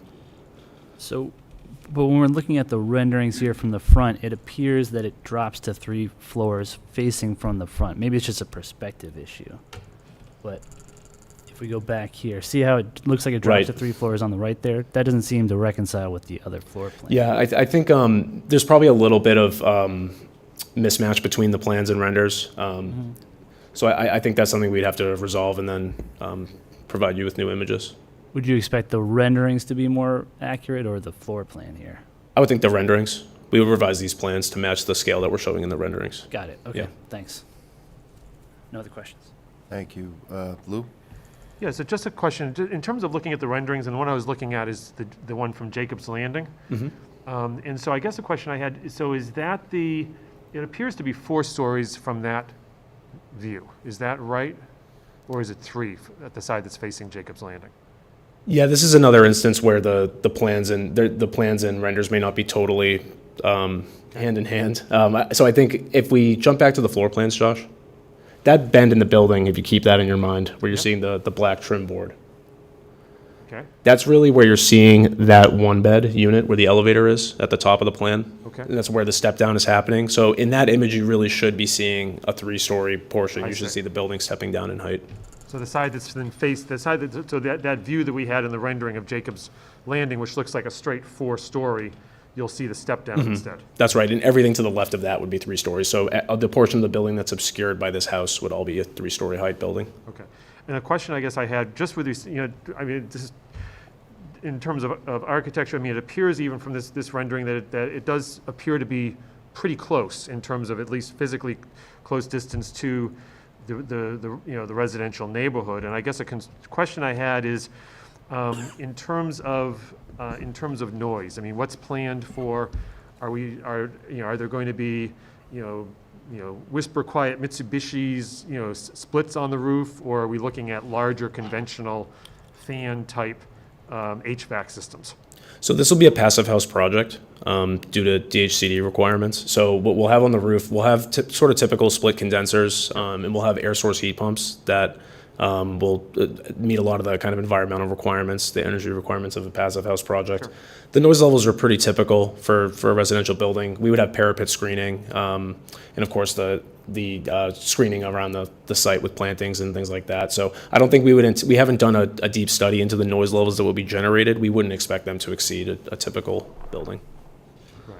But you'd have, there'd be 140 of them going, so that's the concern. So if they, if they're like sort of the heat pump sort of Mitsubishi splits, those are very quiet as opposed to what you see like on the top of a commercial building like in Boston. Absolutely, yeah. And as we get a mechanical engineer engaged, we can start to specify some of those systems and pay close attention to those noise levels that will be generated. Okay, got it.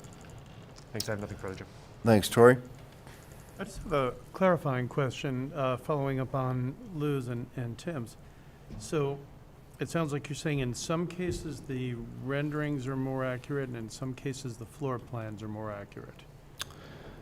I think yes, I understand your point. I think as far as managing the scale of the building, the goal is to be sensitive to the neighborhood side. And so in cases where the plan takes height away from the neighborhood, we would rectify that in rendering. And in cases where the rendering shows better scale relationships to the campus, which was the opposite side that we looked at, we would utilize that in the plan. So there will be a level of back and forth and refinement with the overall goal of sensitivity to the scale of the neighborhood and the abutters on Jacob's Landing. I feel like if we had to make a binding decision tonight, this would be a very serious problem because it greatly impacts how this will affect the adjacent neighborhood. And I certainly hope that when this is before the ZBA, there will be a completely coherent set of plans and renderings that leaves no question about Yes, absolutely. how this will affect those adjacent properties. I don't have any other questions. Thank you. I had some questions. So what is the height in the front of the building, and what is the height on the Jacob's Landing side? I don't have average grade.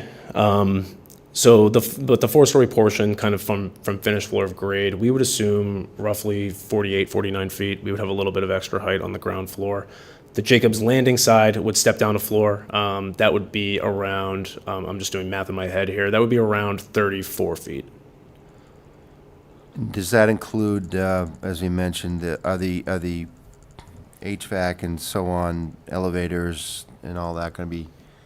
That all height on would be to the roof, or top they of the gonna be- roof structure. So that number does not account for mechanical equipment, no. How many elevators would you be having in the building? Do you 2 think? elevators, Just 2? Mhm. Okay. 2 single banks. And are the colors as shown? The colors of the buildings that we're seeing, are they the gray and white? Mm-hmm. Okay. Yep. Yeah, and that would be painted lap siding. And are they, what's the materials? Fiber cement, most likely. We haven't specified exactly yet, but we would expect fiber cement lap siding. And flat roofs throughout? Flat roofs, because of Passive House, we had to do a flat roof structure. No roof decks, though? We do have a small roof deck area, yes. And where would that be? If we jump to the 4th floor plan.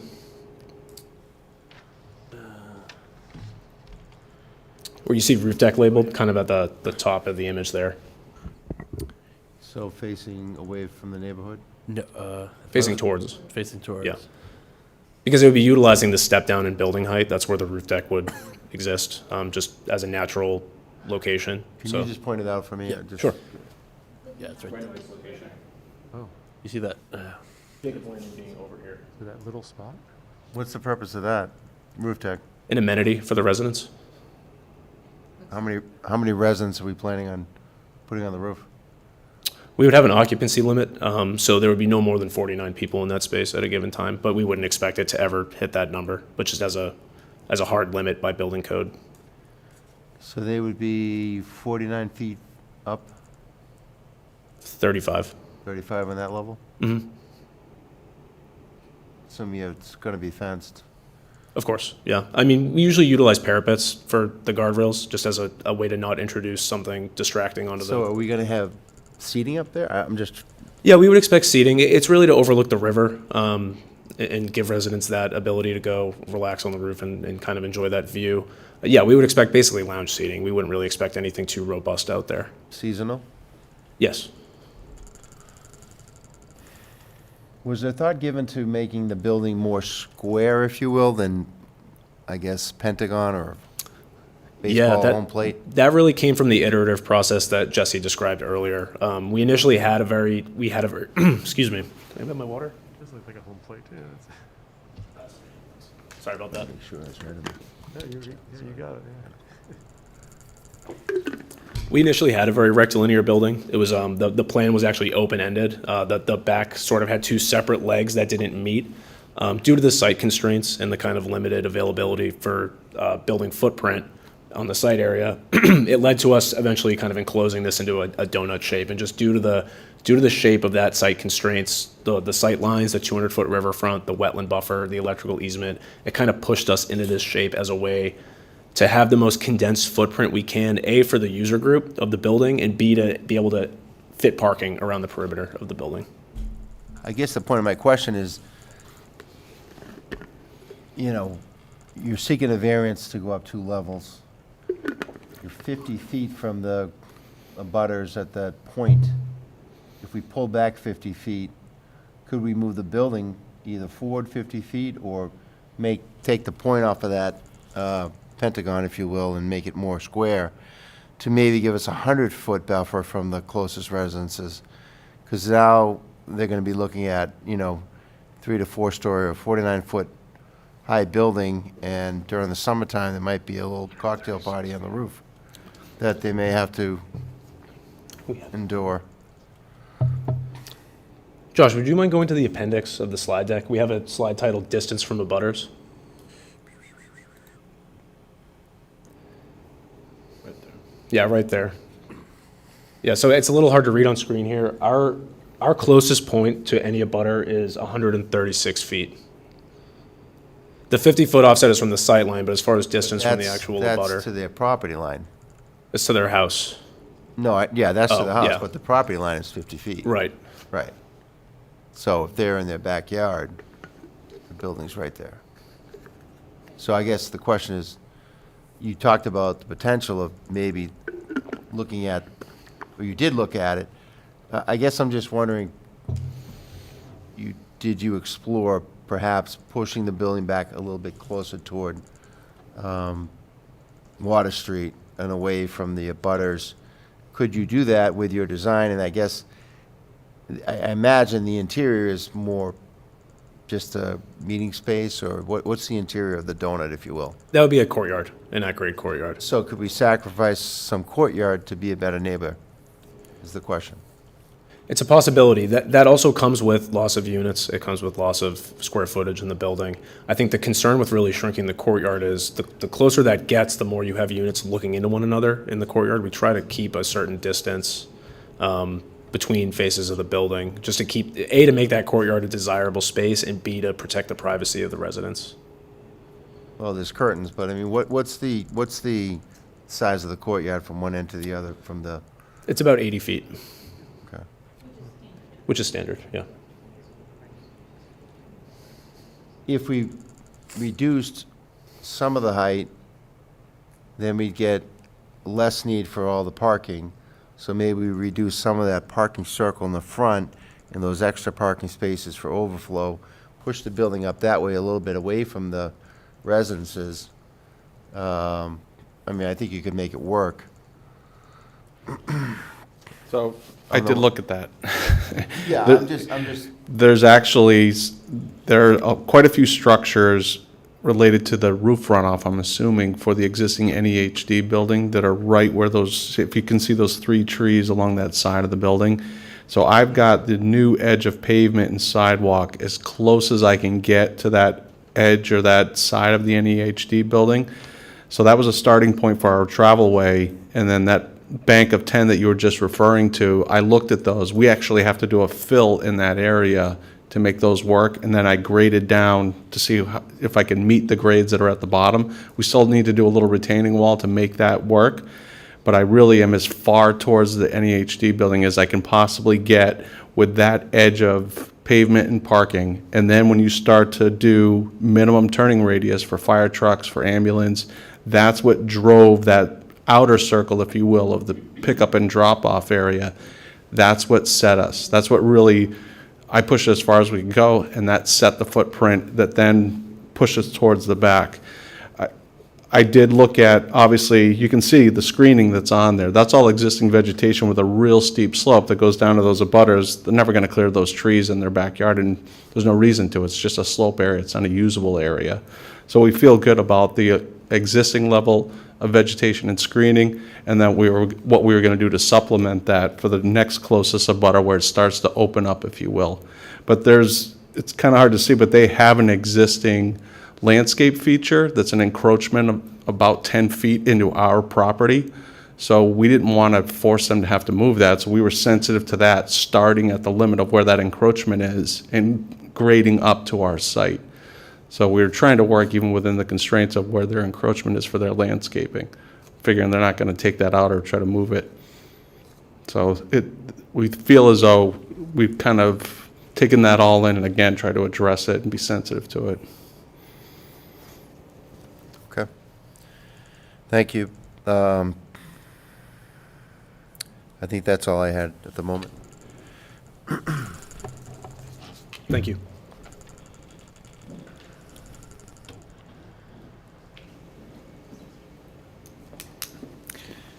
Good evening. My name's Michael Blyer. I'm a landscape architect, Landworks Studio, 83 North Street in Salem. We approached the landscape, actually building on Nancy's original comments about the richness of the existing campus. So really 2 approaches. One is a kind of inside out, where we analyze the existing campus for what it does for its very unique user, right? And build on that as a way to create a strong and clear pedestrian passage to the middle of the site, and reinforce that with a kind of planting palette, which is already there. So really building on the richness of the existing vegetation, adding and enhancing, reinforcing the connections between the buildings in order to enhance and expand the image of NEHD's campus as a kind of really major, kind of almost heritage landscape. So, so we've Nancy mentioned 120 trees, something like this, maybe more than 3 times that many more shrubs, really to begin to settle in the new entry drive coming through the project, and then defining the intermediate spaces. The other scale of intervention that we've really found, I'm losing my voice, sorry, super important, was the larger landscape. The richness of the river, the perimeter landscape, there's a lot of large existing trees along the edges, and actually in the interior of the site, that really provide the bones of classic Danvers North, kind of landscape, right? So therefore you see in this overview a kind of an attention paid to the perimeter of the site, coming back, we'll talk in a moment about particulars of screening, but more than screening, it screens. Yes, we know we want it to screen, but we also want it to screen in such a way that's consistent with a larger landscape. And then also creating the idea of threshold out at Water Street. We know the site is defined by a really beautiful historic wall. And how do we build on that, and build a kind of new entry there without, kind of spoiling the richness of that area that's there now. So that's part of it. So if you would advance this slide, please. I'll go through these quickly. I know it's been a long night. Kind of zooming in a little bit, we're talking about, as Jesse mentioned, the widening of the opening through the stone wall, so that either side is lined with some beautiful deciduous trees that will become kind of part of the entry sequence of the whole project, and then kind of filter along the parking as you kind of enter the new entrance to the project, where there would be much more fine granular planting, seasonal variation, native species, fall color, just really kind of building on the richness that's already there. Next, please. Thank you. And then here you see, in addition to a kind of a richness of planting around the entries, and the connections between existing and proposed, you see a lot of attention being paid to the perimeter of the site. And along the perimeter of the site, we're proposing eastern red cedar and Atlantic white cedar and white pine. Now, we've selected these 3 species because they have very different, growth rates and textures and habits, and they will fill in over time. And so we're proposing then that they go in at 3-inch caliper, which is equal to, for deciduous trees, 12 to 14 feet, and for evergreen, they starting at 10 to 12 feet tall at the perimeter. So, and the idea is so as not to create an artificial kind of green wall that looks out of place, but rather sprinkle a combination of the trees. You saw a little bit in the perspective. The perspective is really accurate in terms of showing what the trees might look like shortly after being planted. We know they're going to grow taller. We wanted to give you, a conservative look at it. But these trees will actually get much larger and kind of really fill in over time. The white pine, of course, is a pretty fast-growing tree, and the others will kind of fill in around it and under it, so that we have dense foliage from ground to the top, which is really important, both for sound and light, but also habitat. We know that this area is really rich in local habitat, right down to the river, and we certainly just don't, we don't want to, we actually want to expand on that. Next, please. Yeah, and again, this is just, you can see it better on your screen, but really thinking about the role of fall color, texture, as a way to not just to create the internal spaces, make the internal spaces beautiful, they'll be beautiful, but also to make the perimeter of the landscape also beautiful, so that the residents who look out, right, can experience, but also along the perimeter on the, on both the corners where, I'm just going to walk over here for a moment. Along this edge here, but also along this edge here, so that there's a kind of a continuity of the edge, the continuity of the edge, which really creates a strong envelope for the project. I think that's it. Yeah, okay, so again, I guess this is just zooming in a little bit more on the lower end, the south end of the property. You can see there's existing trees along the edge, of course, that get maintained, and then we just kind of extend that line all the way, kind of naturalize that edge. And then you asked a little bit about the courtyard, and we think this is an opportunity, given the people who will live here, an opportunity to create a really comfortable space, one that is warm out of the wind, and one where they can visit and feel safe, and then so that's why we've really pushed for the courtyard to be, I'm a landscape architect, right, as large as possible. But then the drop-off also be as welcoming as possible, in addition to meeting the needs of the emergency vehicles. That's it. Thank you. Thank you.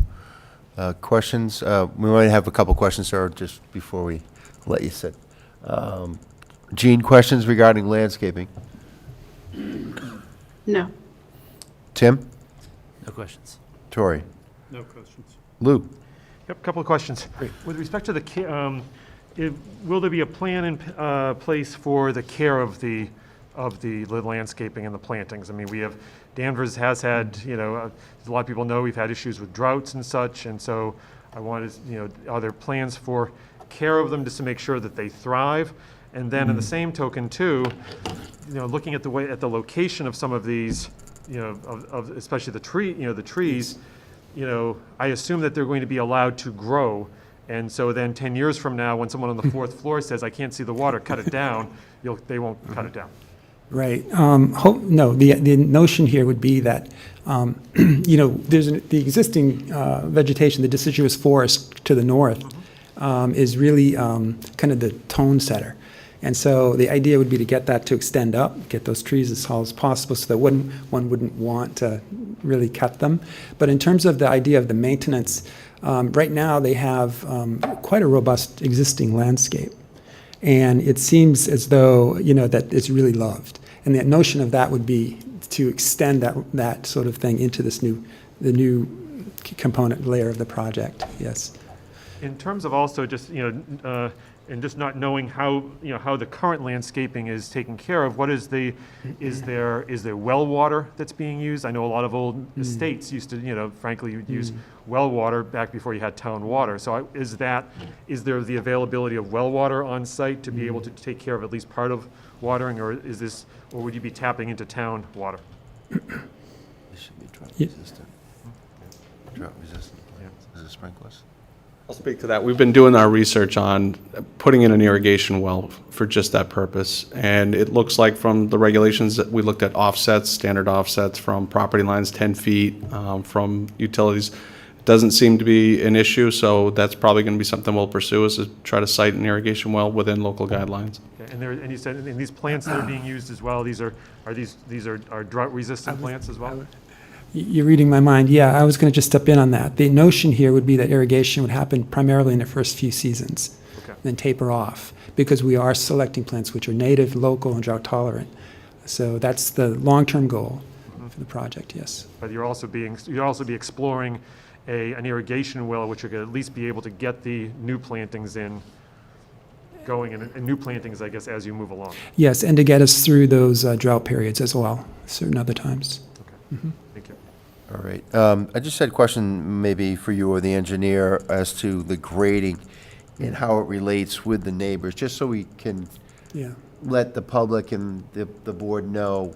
If we're looking at the site, again, you're going to take down some of the hill, but as constructed, how does the grading relate to your neighbors, to the electric easement, to, just so we kind of have an appreciation for that? Sure. So, as I had mentioned, the grade around the perimeter of the parking is all set relatively flat. So we have a first floor grade, let's call it at 25. My parking lot almost all the way around is at 23 plus or minus 23 to 24. And there was intent on that, to keep everything ADA compliant, keep everything accessible. But what that did was allow us to keep us as low as possible, as I mentioned, to be sensitive to the abutters to the east of us. they're lower down, right? That's where we were trying to be close to. And you had asked, I think, about an elevation down there. I believe roughly at the driveways were around 12, and our parking lot's going to be around 25.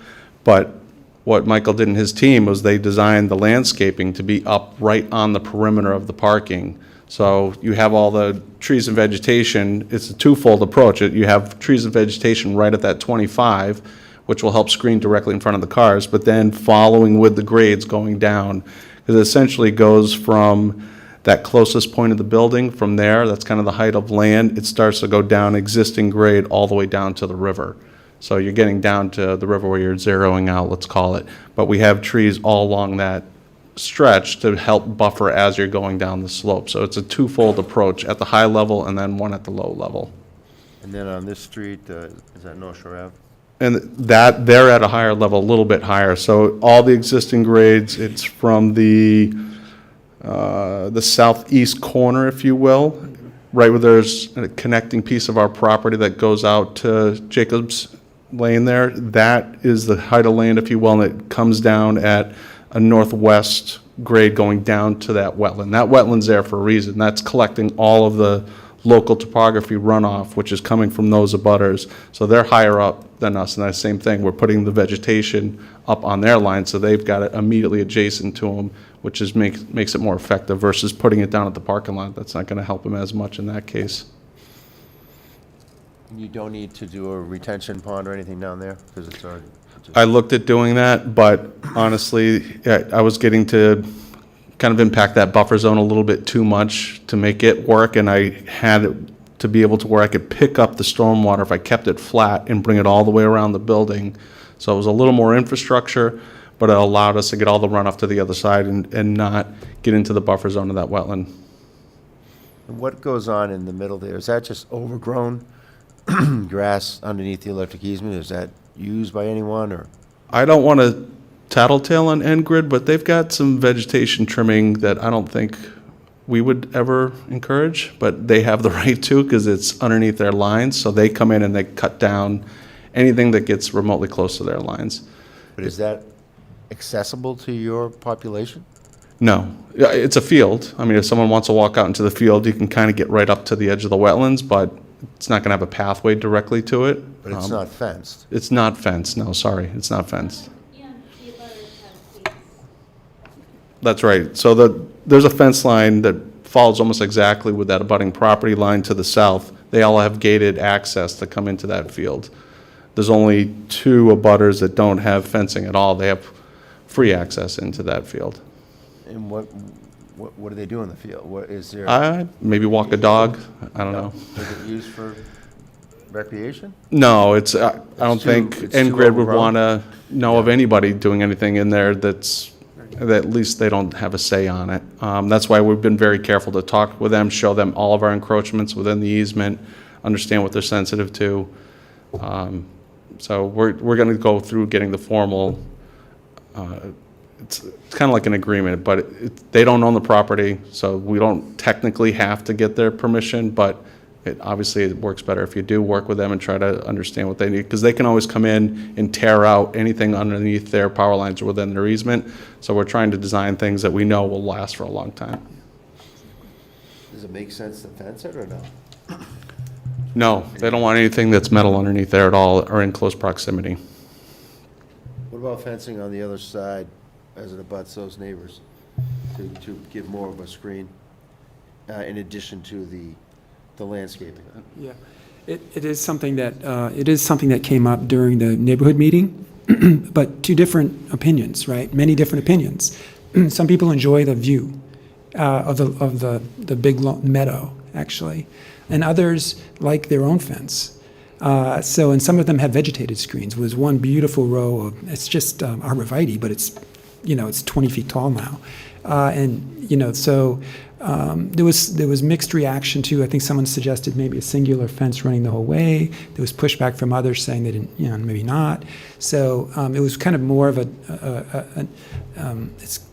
it felt more like each of the neighbors, a lot of them had their own kind of relationship to the big lawn, the big field. It's kind of interesting.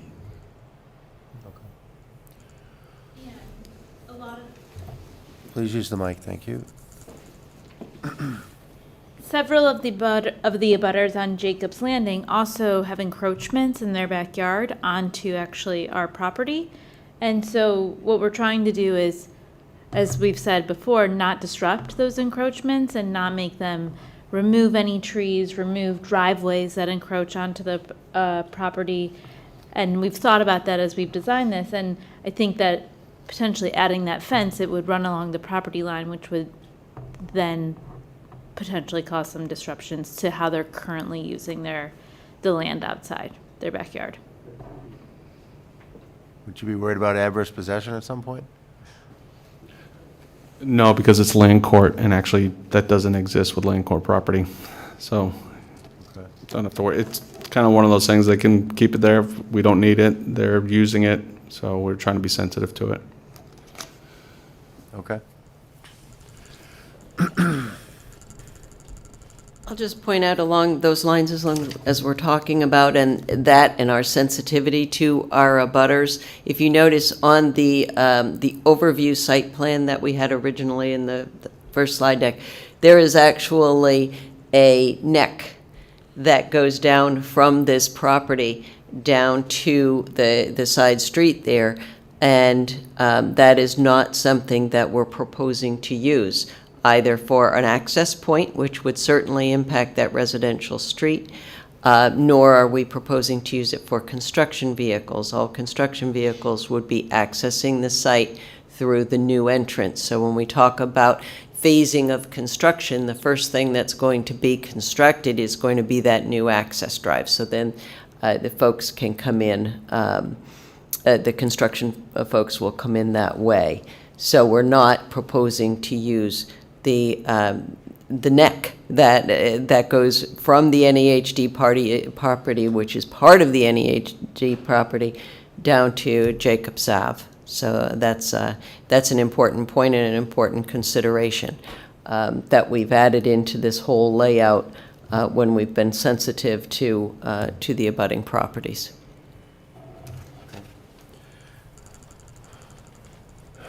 All right. Any further presentation at this point?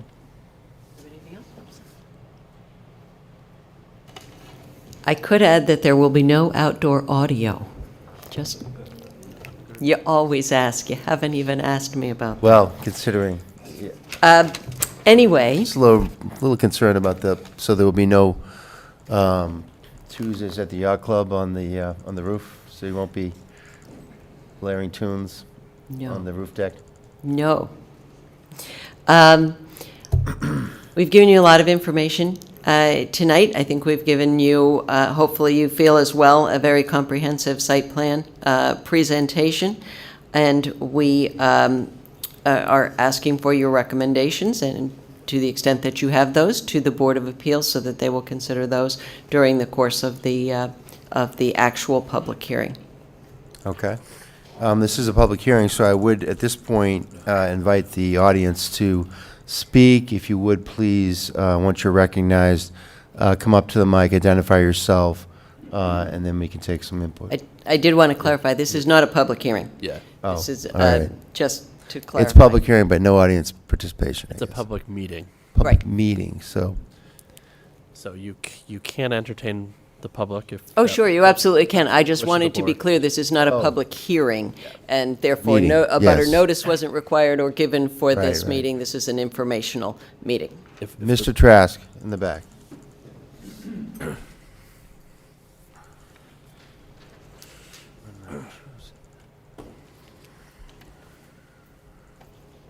Thank you, Mr. Chairman. Gardner Trask, I'm representing the Danvers Affordable Housing Trust again. And I want to say that we had the ability to see the presentation previously at one of our public meetings. And the trust has written a letter of support to be forwarded to the ZBA. We asked it to come to your board as well, just for good measure. We find that what's being offered serves a fantastic need for the senior population, especially the senior handy-capable population. I'm not sure. The things that resonated with the trust were that the affordability component of this starts at 30% AMI, which is incredibly low Most of the projects that come before us go at 80%. I hear one of my, Carla King was here earlier, she was also on the trust, and she's often eager to represents the fact that 80% API is not truly affordable. It's especially when we're lumped in with the Newtons and the Wellesleys and some of the more affluent communities of the greater Boston area. But 30% is fantastic. It goes up to 80%. But the other aspect of this is once they reach a certain threshold, actually all 140 units will be counted on the SHI. So this meets a tremendous need for the Affordable Housing Trust. We are, even with the 2020 census, going to be just over the 10% threshold to save us from unfavorable 40Bs. We always welcome favorable 40Bs if they're to the benefit of both the town and the developer. But we appreciate and embrace the project as presented, and thank the developers for coming and speaking with us, and look forward to seeing this come to fruition. Thank you. Thank you. Other questions from the audience?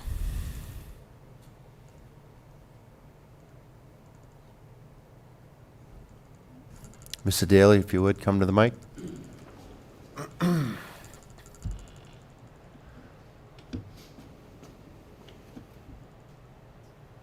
Thank you, Mr. Chairman. Mike Daly, North Shore Avenue, just down the street from the New England Home for the Deaf. We're just a little bit upset because we were told all along that we didn't know anything about this until a letter was shown by, I think, the attorney with all your documents that they sent to you, that this was being discussed with a letter written to David Fields in July 28th of 2021. And all we've been told was, we don't know what's going on there. They went in front of the Conservation Commission, and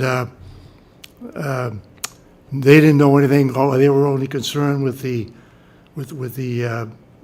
surveying and all that stuff, and what percent was good for building and so forth. But I'd like to ask one question. The pentagonal shape, how many square feet is that? Is that an acre or 2 acres? Or could I ask that? Sure. Through the board, through the chair. Yep, same mic, thank you. It's 156,000 square feet total. Okay, so that's about a little over 5 acres roughly? 43,600, I think? That's all floors. Yeah. Okay, so, yeah, so it's about 43,000 per acre, 43.6. Divided by 4. So it's about 5 acres? I don't think so. Just to clarify, the number I just gave is the total square footage of the building, including all floors. I don't have the size of the footprint offhand. It would be roughly less than an acre. Yeah, okay. So to put things into perspective, past the Waters River Bridge, there's 70 properties, 70 homes. That's on about 35 acres of land. They propose to build 140 units on less than 1 acre of land. We support the New England Home for the Deaf. We think it's an excellent neighbor for quite a few years. But back around 1974 to 1980, when the former town manager was there, I'm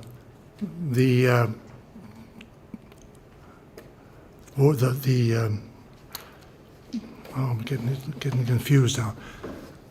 Both the New England Home for the Deaf and the Carmelite Monastery were not floundering, but a little bit financial difficulties. So there was a meeting between, at the time, the lawyer, John Newhall, and a town meeting member, Mrs. Daly, by the way, and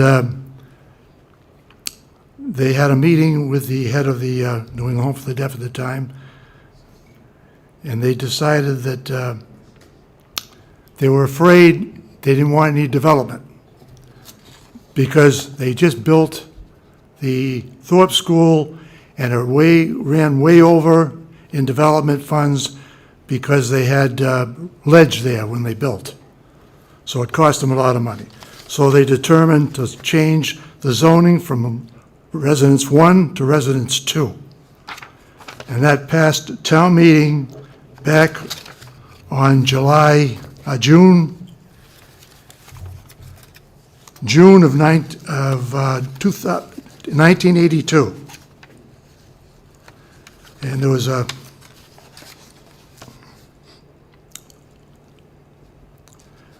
June 16th of 1980.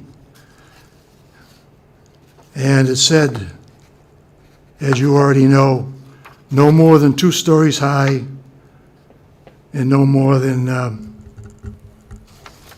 I got so many papers in front of me. 8 buildings, I think.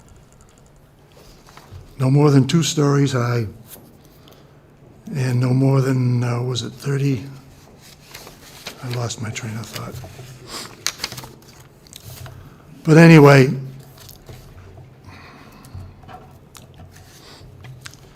despite that, special town meeting voted that rest homes could be allowed, provided they were 2 stories and/or 30 feet in height.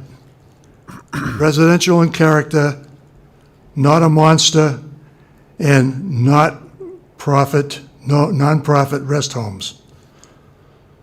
So this was done at a town meeting,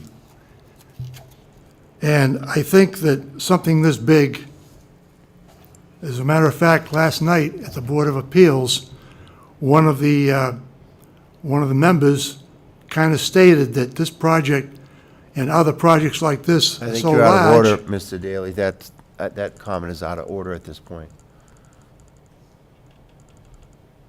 Okay, Because you're making a statement from a meeting by a member. This is going back in front of that board, so I think it's a little out of order to make that statement. You can continue with your representation, but okay. I won't shoot any more than, I think the project is way oversized, and originally it was supposed to be intended for New England Home for the Deaf. So I guess the question is, if you're going to allow people 55 and over, and they can be any income later on, is this going to be for profit in taxes, or is it going to be a pilot, payment in lieu of taxes? I'll let Attorney McCann answer that question.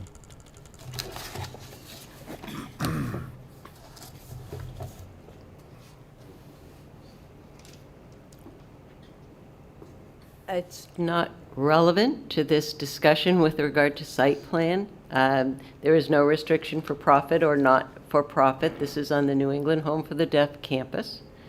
We're not talking about a nursing home. I don't quite understand what that all was about. But this is a use that is permitted by special permit under Section 30. And there is no restriction with regard to profit or not for profit.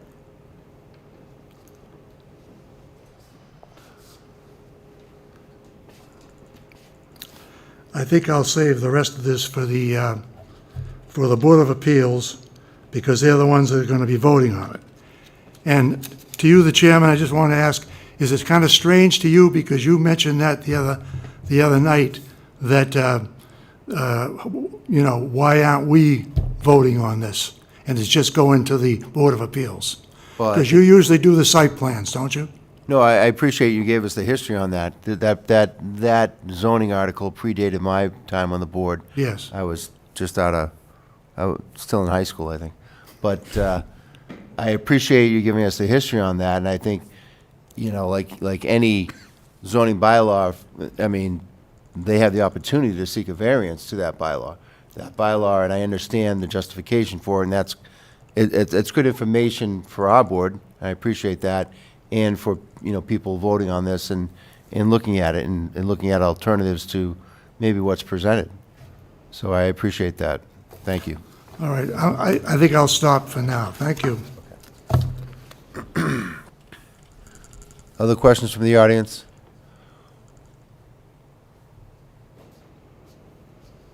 All right. Further questions from the board? Lou? Yeah, just a question, just in terms of a couple of things that were raised. Mr. Trask had mentioned about sort of the number of a percentage of affordable units, and I was a little unclear because I think he said that it was going to be 100% affordable, but it's my understanding that half are deemed affordable. Is that correct? I just want to make sure Yes, I understand it correctly. and I think we do have a slide in the appendix that we can pull up on that. No, 50%, unlike typical affordable housing projects that are 20, sometimes 25% affordable, this project is going to be 50% affordable, beginning at a very low AMI of 30% AMI and graduating up to the to 80% AMI. So this is the kind of the summary of the affordable components. So That's in perpetuity, correct? let me go through that 25% of the affordable units in perpetuity, but let's go through this. Assuming 140 units, okay, so we'll assume that as our total number of units. 50% of the total number of units will be affordable. All right, so that means 70 affordable units in total, based on 140 units. Of that 70 affordable units, 18 of those units will be 30% AMI. And how do we get that particular percentage? That's DHCD requirements for tax credit housing. 13% need to be at that very low rate of 30%. So we've got 18 units that will be at 30% AMI or less. 52 of the affordable units will be in the graduated range between 80% AMI or less, okay? That gets you to the total of 70 affordable units. Proposed number of affordable units in perpetuity will be 25%. So 35 units will be affordable in perpetuity. That allows the town to count all 140 units on the SHI. Oh, I see. Okay. As long as we have 25%. The additional 35 units, the other half of the affordable units will be affordable for a 40-year term. And the total number of market rate units are 70 units, Okay. based on 140. And all of the units are, and again, you know, it's a little late, so all of the units are 55 plus, correct? Yes. Okay, and so and with respect to, I know I saw there was a reference as well to, well, in terms of first priority and then second priority, could you just? Yes. First priority, preference, Yes. is deaf, blind, near deaf. For the entire development? For the entire development. And then the next preference down, if for some reason we don't fill 140 units with deaf or deaf-blind over 55, we are then able to offer a preference to Danvers residents. 55 plus? 55 plus. Yeah. Okay, got it. And then, and just picking up, thank you for that explanation, and just picking up on what Mr. Daly's point as well, and just I want to make sure in terms of sort of, and I know you stated earlier, the density of the areas, so is it, This is not 140 units on an acre, no. This is 140 units on 16.1 acres. The permitted density in this, in this section of the bylaw is 16 units per acre. So we have less than that, as a matter of fact. So 16 units an acre at 16 plus acres is like 250 some odd units. We are proposing 140 units on 16 acres. You're still seeking relief, though, as to the sort of the configuration, though? Configuration, not density. Okay. We are under the permitted density. We are seeking relief based from the Section 30 requirements of the number of stories and the number of units per building. 8 units per building, again, does not work for this population, but also does not work because of the unique soil condition, shape, and topography and utility encroachments that affect this property. Thank you. No further questions. Tori? No questions. Jean? Any other questions? No. Tim? No other questions. So at this time, I would ask the board if we could just, and I know Lou's, as the clerk, is very good at keeping tabs, and Josh as well. I think what I would like to do is just go through some of our concerns, and then we can decide on a recommendation. So maybe we can kind of brainstorm on, get some bullet points out there. I think what we're hearing is, concern with the height. We're hearing about concern with the neighbors, and maybe exploring some opportunities to kind of perhaps scale down without losing a lot of units, but maybe looking at the site and coming into maybe a different, perhaps different configuration that might work a little bit better. And we also talked about other concerns like noise. What else do you have, Lou? Yeah, Jim, I kind of related to your first point in terms of the scale. I know that one concern that I think that Tori had raised too was also sort of reconciling the layout and the renderings as well. So we do see really truly an accurate representation of the height Yep. of the building, particularly from the eastern abutters, such as at Jacob's Landing. Right, thank you. Yeah, Go ahead, Josh. That was like one of the recommendations that I wrote was the renderings and floor plans shall be consistent to accurately demonstrate the proposed project. So Thank that was you. one of the ones that might be beneficial. One point in my notes I just wanted to ask, perhaps the landscape architect, if you could just review again real quick.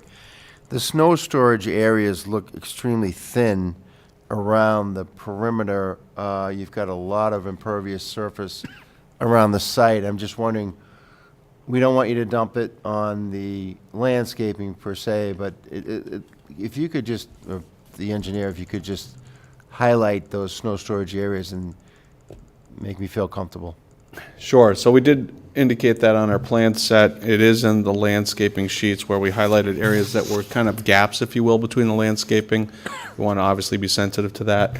That was also one of the concerns of N-Grid. They brought up something I didn't think about, that they don't want stockpiles of snow that would basically cut the delta between the low lines and some kid or somebody that could get on top of a snow pile. So we had to restrict snow storage anywhere near the power line easement. And then we started to identify the shoulder areas going around the perimeter, just thinking, again, what is a plow going to do? They don't usually care where your landscaping is. They don't care where your signage is. They're going to put the snow where it wants to go. So we did try to keep strips of land 2 to 4 feet wide along the perimeter of the whole facility. And then we identified in the overflow parking area a bank of at least 2 to 3 parking stalls that we think during the winter we can definitely, because of how we've calculated the parking, we can take away a couple for at least short-term bulk storage of snow if needed in that area until they have their maintenance come on and truck it off-site if needed. Wind Development obviously has many properties that they maintain. They know how to keep it, and they're in urban areas where they don't even have the freedom that we have here as far as available area. So they know how to maintain their sites. Is that the practice at 10-foot height or something, they're going to start trucking off snow, for the piles? I don't know what the height would be that they would do it at, a threshold, but they would be prepared to take it off-site if needed, yeah, if they can't keep up with it in the designated areas. Current practice now with their site? I'd have to ask Chuck on that one, what their current practice is. I don't know if they have any snow storage issues on site. If We have not, in the 2 years I've been there, I'll speak to that, we have not, just given the letter, we've not had any snow storage issues. Okay. We have a vendor that we communicate with all the way. Okay. And then signage, do we have any signage, stop signage and signage for wayfinding signage, any signing on the building? We didn't really go over that. So we do indicate signage on the site plan that's in my plan set. The site signage, as far as an entrance sign, is proposed right now to be recessed in the returns of the walls, if you will, at the entrance point. So it wouldn't be a separate monument sign. It would be built into the wall returns as they corner around. And then as you get into the site, we were careful to have some wayfinding signs to make sure. So if somebody's leaving the parking on the, go one more, go the other way. Down. Josh, go down. Yeah, sorry. No. Keep going. One, right there. So the southernmost parking bank, if you wanted to leave that parking, we have a sign right there. It's a stop sign, but also it says access to Water Street, take a left. Then we also have signage that indicates where we have one way to come underneath the pickup and drop off. And then at the other access point to the north, we also have proposed a curb line that will send people, if you will, to the left with a sign that says left turn only. Then we're going to have 2 signposts right at that transition at the 200-foot riverfront buffer that says not a throughway, not for access to Water Street, basically. So a lot of sign indications of, hey, everybody, go back out the main entrance you came in. Don't try to access out that other frankly restricted access point out of the site. So So you're talking about the point to the right center on there where the 50-foot area where you have the fire truck turnaround. So that one we'll have signage in there saying right, not a throughway. I was even talking about where we're having our main access that continues on, because right now NEHD can go behind there for deliveries, but also to park. So we just want to make sure that anybody leaving our facility doesn't try to take a right and go out that way. So I've got a little bit of an exaggerated curb line to force them to go left, back out the same curb cut, and also a sign there that indicates, take a left to go back out to Water Street. Have you thought about putting a gate to prevent people from going around the building, like a fire gate? So that's something that was actually brought up at the community meeting. It was asked, there was concerns from the people living in the condos. They were obviously concerned of, you can sign it all you want. Is there potential to maybe gate that off? We are exploring that. That would be a discussion point, obviously, with the fire department, because anything that we would do that would restrict their full access, they'd want to know, we'd want to know if it's something that could have a knock box on it, or if it'd have to be alarm activated or something like that. So we're looking at that. But the first step was to make sure we could get delivery vehicles that are probably continuing out that way now to make sure that they could take the turn and come back out the way they came in. And with a little bit of an adjustment in that area, which I do note on the plan, we can make that work. So I did look at the turning movements to make sure we could make that turn out. Okay, thank you. Other concerns? Lou? Yeah, just a few other things I had written down just from our course of our conversations here. I know we mentioned just a few minutes ago, noise earlier, and in terms of, so I guess I think it was mentioned, Attorney McCann mentioned there'd be no outdoor audio on the roof deck, and so I'm wondering also whether or not there should be, for a roof deck, whether or not they have specific hours of use as well, so you're not having a either really early something going on or really late. A couple of other things I had written down as well is when we were talking about landscaping, in terms of, I know that the team had mentioned that they were potentially exploring a well-fed irrigation system. And also the thing that I had brought up at the outset too was making sure that they would do any sort of necessary archaeological survey or what have you, so as to ensure that they're not digging up and discarding any sort of historic artifacts that are on the site. I think that's about it that I have so far. Anything else, Tori? No.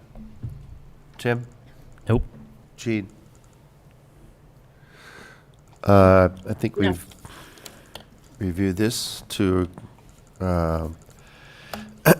full extent.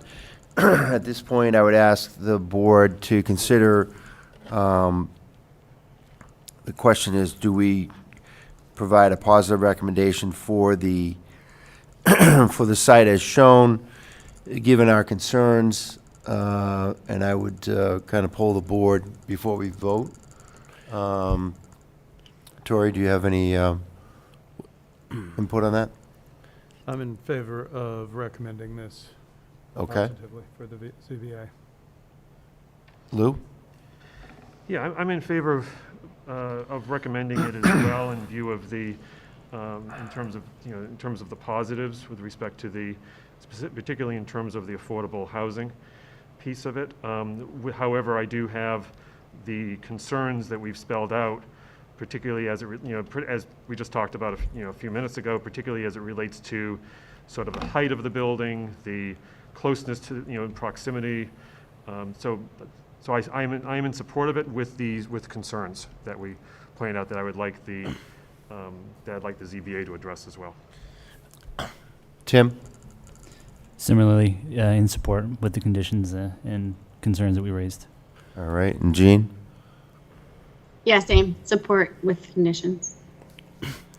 So again, I would, I mean, I think the project is well-intended. I just think that, there might be some room to maybe scale back a little bit, at least from the neighborhood. I would encourage the neighbors to attend the meeting, which I believe is March 13th for the ZBA. And I know the 300-foot abutter notice isn't usually a lot, but there's the neighbors that are here and residents of that neighborhood, I would encourage you to have your voices be heard at that meeting, because we are not the special permit granting, or we're not the permit granting authority in this one, for whatever reason, back when that was zoning was put in the 80s.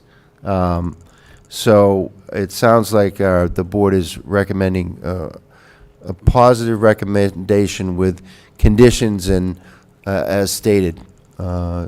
So if I can have a motion, and Before we do that, not to, I Go ahead. apologize for cutting you out. Would it be beneficial to briefly just, I know we kind of talked through them Sure. sort of quickly. Yep. Would it be possible just for me to run down Sure. very briefly before we? All the conditions? That'd be great. So, and maybe I could send this to the chair after, I could clean it up a little bit and then for comment, or the rest of the board, and the board can just maybe individually comment like, Yep. yes, Josh. But what I had was recommendation that the rendering and floor plan shall be consistent and accurately just demonstrate the proposed project. Can you speak up just? Yep. Recommendation for the development team to further explore or consider reducing the scale of the building in terms of relocation of the building or modifying the height. Recommendation to limit the hours and outdoor audio on the proposed roof deck. Recommendation for the development team to explore or consider installing a well or cistern for irrigation. Recommendation to further research and potential past historical use of the property. And then I think was there anything else that I was missing? Just one thing, when you said, with respect to the noise, you said limit hours and audio of the outdoor deck. I think you would say limit hours and prohibit outdoor audio. Oh. I think that was what was discussed. That's fine. And then in terms of the recommendations, I think if we could include just some reference to archaeology there as well. For the research, yep. I'll try and fit that in that last one.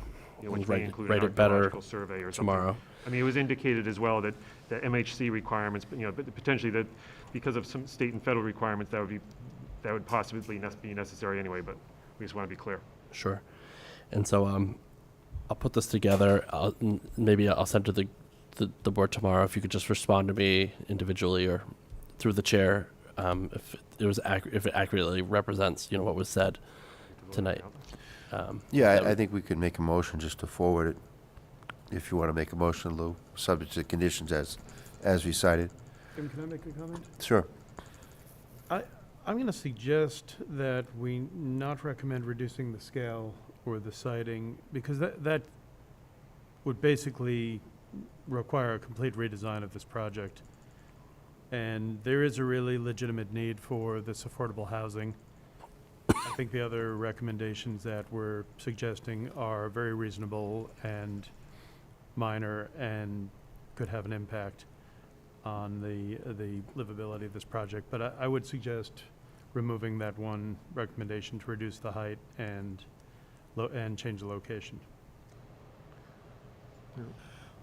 Go ahead, Lou. I don't, and I guess just in terms of what you said, Dory, I mean, I don't know if this recommendation, I don't think we're recommending definitively that reduce the height or the siding. It was more of the recommendation that the development team look into that possibility so as to sort of reduce the impact on the abutters. Is that? Yeah, I mean, again, did you have something to say, Josh? I was just going to say, yeah, if we could kind of clarify what we want to do with this item, I think that would be, yeah. Maybe I could, what I had written down, and we could, recommendation for the development team to further explore / consider reducing the scale and or modify or relocating the building in a different location. You know, I was trying to put something together. Through all Well, these I guess, Tori, I understand that you are not in favor of that. Is there other people who are not in favor of that? I think we should probably start with that. Sure. Lou, are you in favor of reducing the scale or not?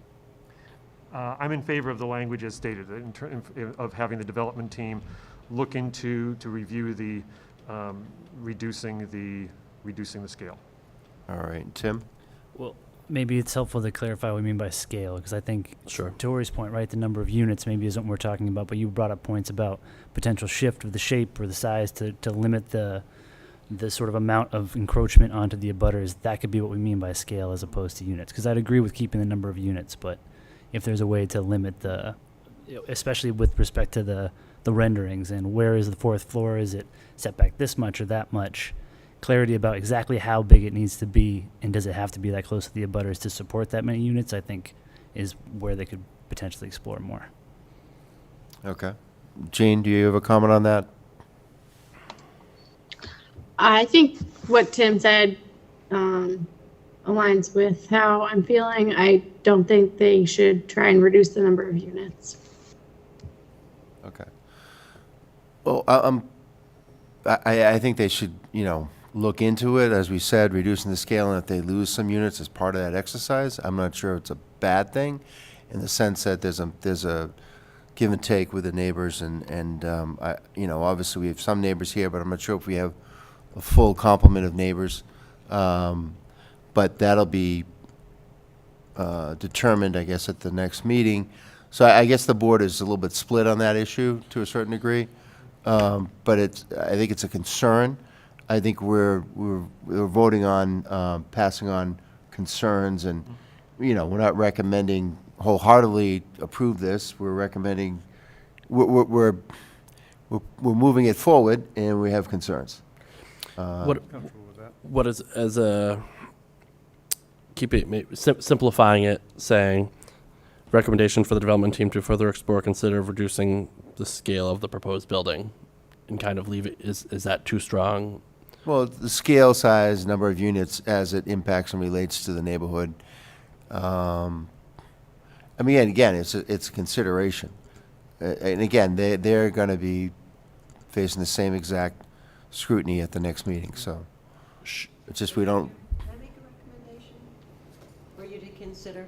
Okay. Since it appears that you don't have a majority of the board looking to reduce the number of units, but we do have a discrepancy, at least in the appearance of the floor plans and the renderings. So perhaps this concern that you're discussing now can be phrased in terms of a recommendation with regard to the renderings and the floor plans, that the Board of Appeals require that the floor plans and the elevation renderings be consistent, so that the Board of Appeals can verify that that appropriate visual impact on abutters is taken into consideration and is properly addressed. So bring in the floor plan and the rendering consistency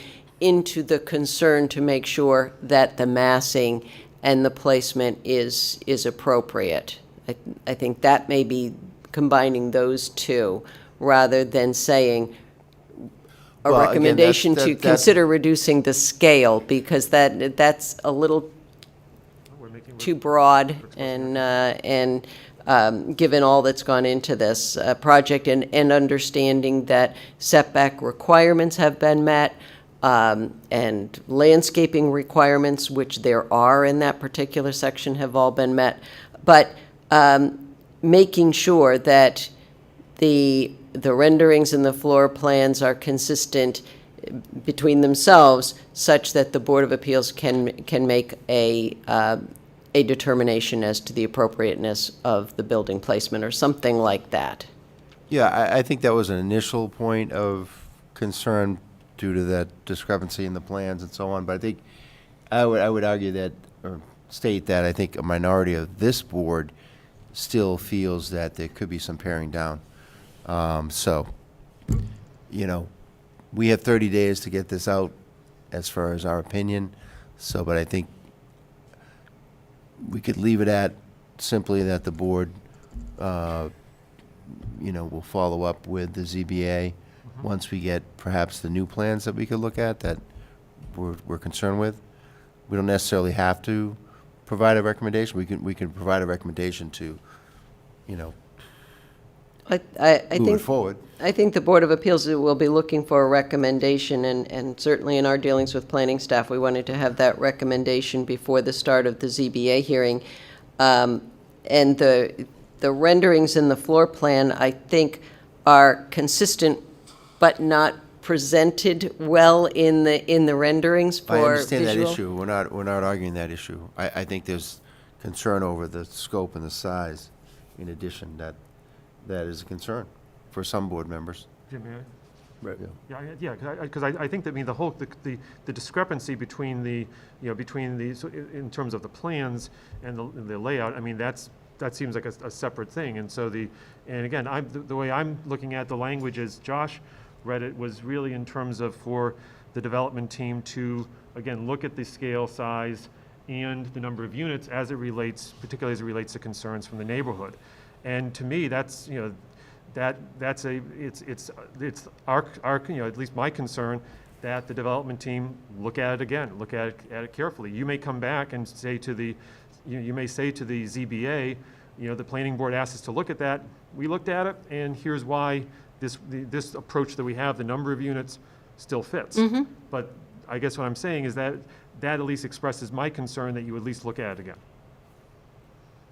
Okay, I think if it's phrased in that way, that recommendation, obviously, I take notes through the whole meeting, so we're going to be digesting everything that we've heard tonight and adjusting our presentation to the Board of Appeals to address those sorts of concerns. So I thought the way Josh had read it sort of made it clear that it was that they need to, that the development team should look at it again. It doesn't say that thou shalt reduce. Could you read? Yes. Recommendation for the development team to further explore / consider reduce the scaling of the proposed building. I'm looking to the group for guidance. I'm just trying to, if that's accurate or if What was that? Could you read that again? the whole thing. Just that sentence? It kind of got mucky at the end, but to further explore / consider reducing It was the / consider I wanted to. / consider reducing the scaling of the proposed building. Okay, the scaling. But I think we had scaling. scale. Like scaling, do we like massing? I think we had scale in the number of units as well.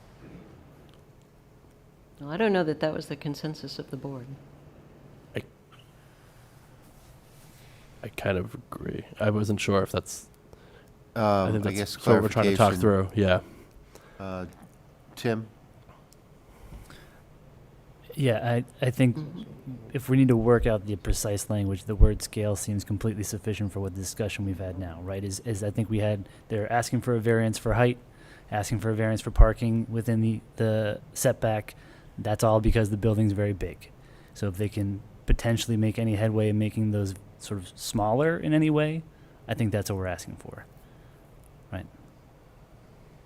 Jean? Yeah, I agree. Okay.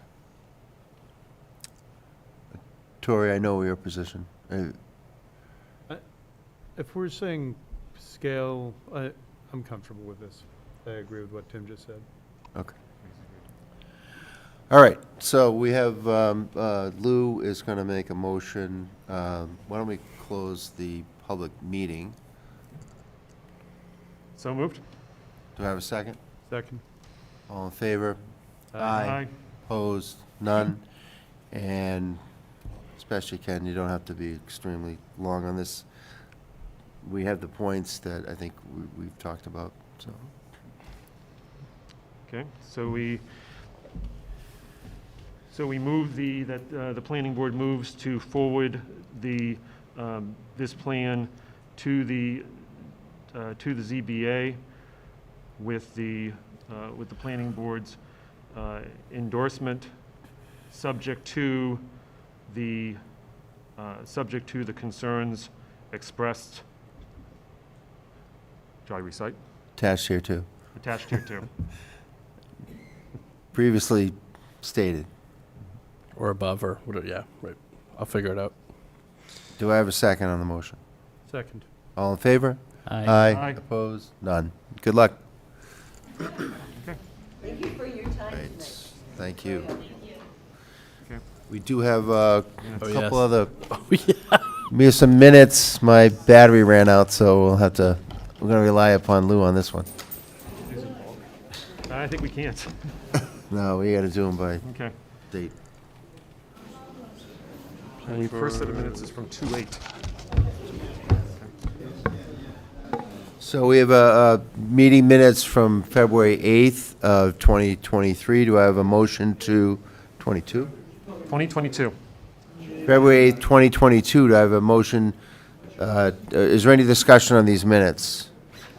Only discussion is that out of the current board members, Jim, Lou, and Tori were in attendance at the meeting. Okay, so hearing no discussion, so the three of us can vote on those minutes. Do we approve those? Do I get a motion to accept the minutes? I move that we accept these minutes.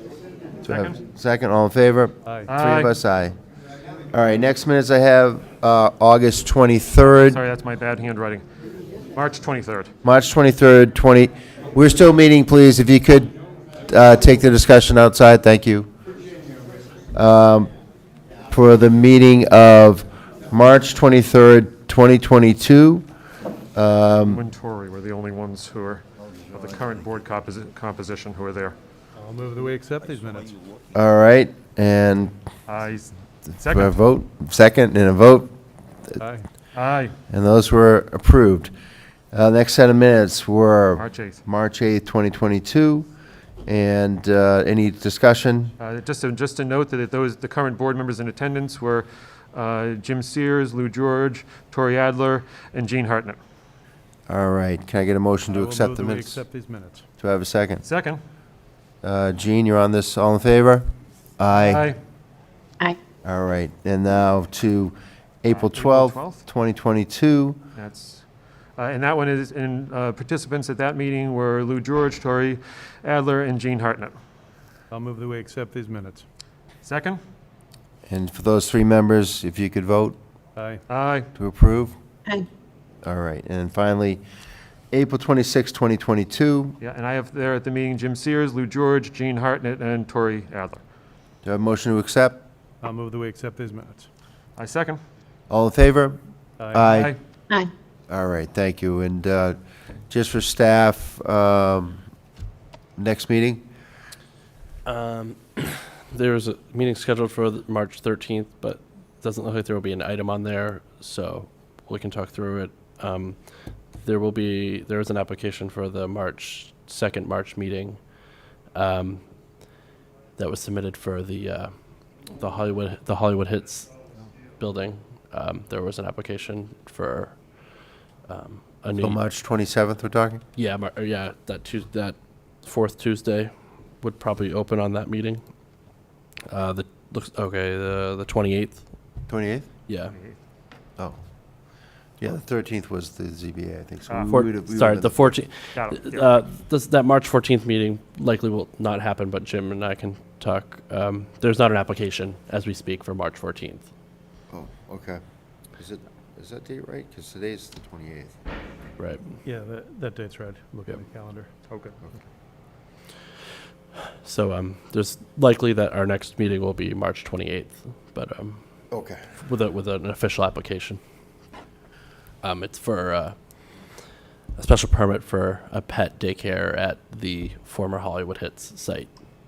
So I will have to recuse myself for that one, just so the board knows. So there, we'll need to have the 4 members. okay. Is everyone going to be here on the 28th of March? Gene? Yeah, as of right now, I think I will be there. Just there is a special permit associated with it, so 4 members would need to vote in the affirmative if Jim recused himself. So Yes. just for informational purposes. Okay. But we should be sending out a we should Hold be on one second. sorry. Troy may not. I will probably be able to attend remotely if I'm not here. Okay. That's in business travel, which is in the planning stage. Yeah, I have a conflict with that one, so I can't vote on that one. I spoke to a few members at the beginning of the meeting, but just for informational purposes, when a meeting is advertised as a hybrid meeting, there are 3 members who need to physically be here. So if we get, as the closer we get, if there is an issue for 3 members to be here, we could maybe talk about it, Tori, in the next couple of weeks. If we could do it remotely or how we want to handle that. Does that take into account the recusal issue as well? So do you have to have 3 sort of voting members? I think that 3 person? I think that 3 has to, yeah, like 3 physically. I'll look into it a little bit more, but Is I that new? believe that 3 still would need to. Is be that a here. new thing? After COVID? It's sort of we could, if we advertise it as a completely remote meeting, which we could under the Emergency Act, we could just have a remote meeting like we were doing, for those 2 years plus. But if we advertise it as a hybrid, there is a physical, we do need the 3 for the quorum. There needs to be a quorum physically. So yeah, it gets interesting. I don't anticipate any problems myself on that date. So. Sure. And But they couldn't meet sooner than the 28th? we potentially could, but if I we mean, that, how much notice do they need from when they apply? Because it's a full month out. sure, because if it's a special permit, it needs to be advertised in the paper twice. Oh, okay. And one of them has to be prior to 7 days, and the Danvers paper only comes out on Thursdays. So it has to be the Thursday prior to our meeting on Tuesday. So it gets real complicated quickly. They can't make it to the 14th. But we potentially could, and I'm not, I guess the board would just have to, I am putting the legal ad together probably tomorrow. So if the board would like to potentially, Does it have to be in the, this is just more of a general question. yeah. Does it have to be in the Danvers paper or it can be in the Salem News? it could be in the Salem News, it's generally more expensive. So people generally, It's a lot more fun. yeah, so people prefer, but no, it does not have to be in the Danvers paper.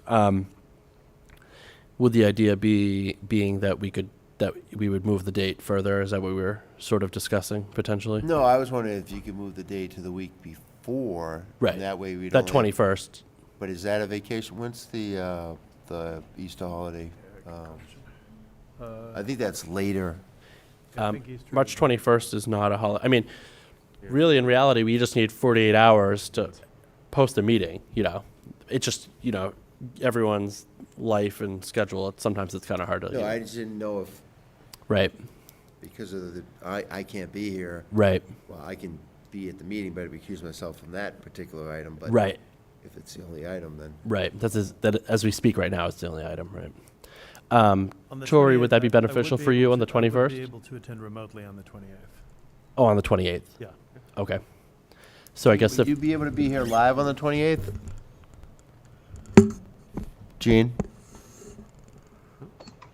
Yes, I can be here in Tim? person. Yeah. And Lou? Yeah, I'm fine. Okay. so it might be a mute point, but it just, yeah. Okay. Because I am going to send the legal advertisement for it probably to the paper tomorrow. So if that's what we're going to go with, if there's anything that between now that comes up logistically or process wise, I'll reach out to the group again. I'll just try and I'll talk to with Brian just to make sure that we're all set. But Okay. Anything else from staff? Hopefully that like monthly newsletter that we've been sending out will hopefully be sent out soon, in the next week or so. So Okay. you'll hear more about stuff. Yeah, that's been very helpful. I Sure. appreciate that. Yeah. It has been good. Is that put on the website too, the town website? I think we definitely want to. The website I don't know if anyone's been on it, like recently got updated. Okay.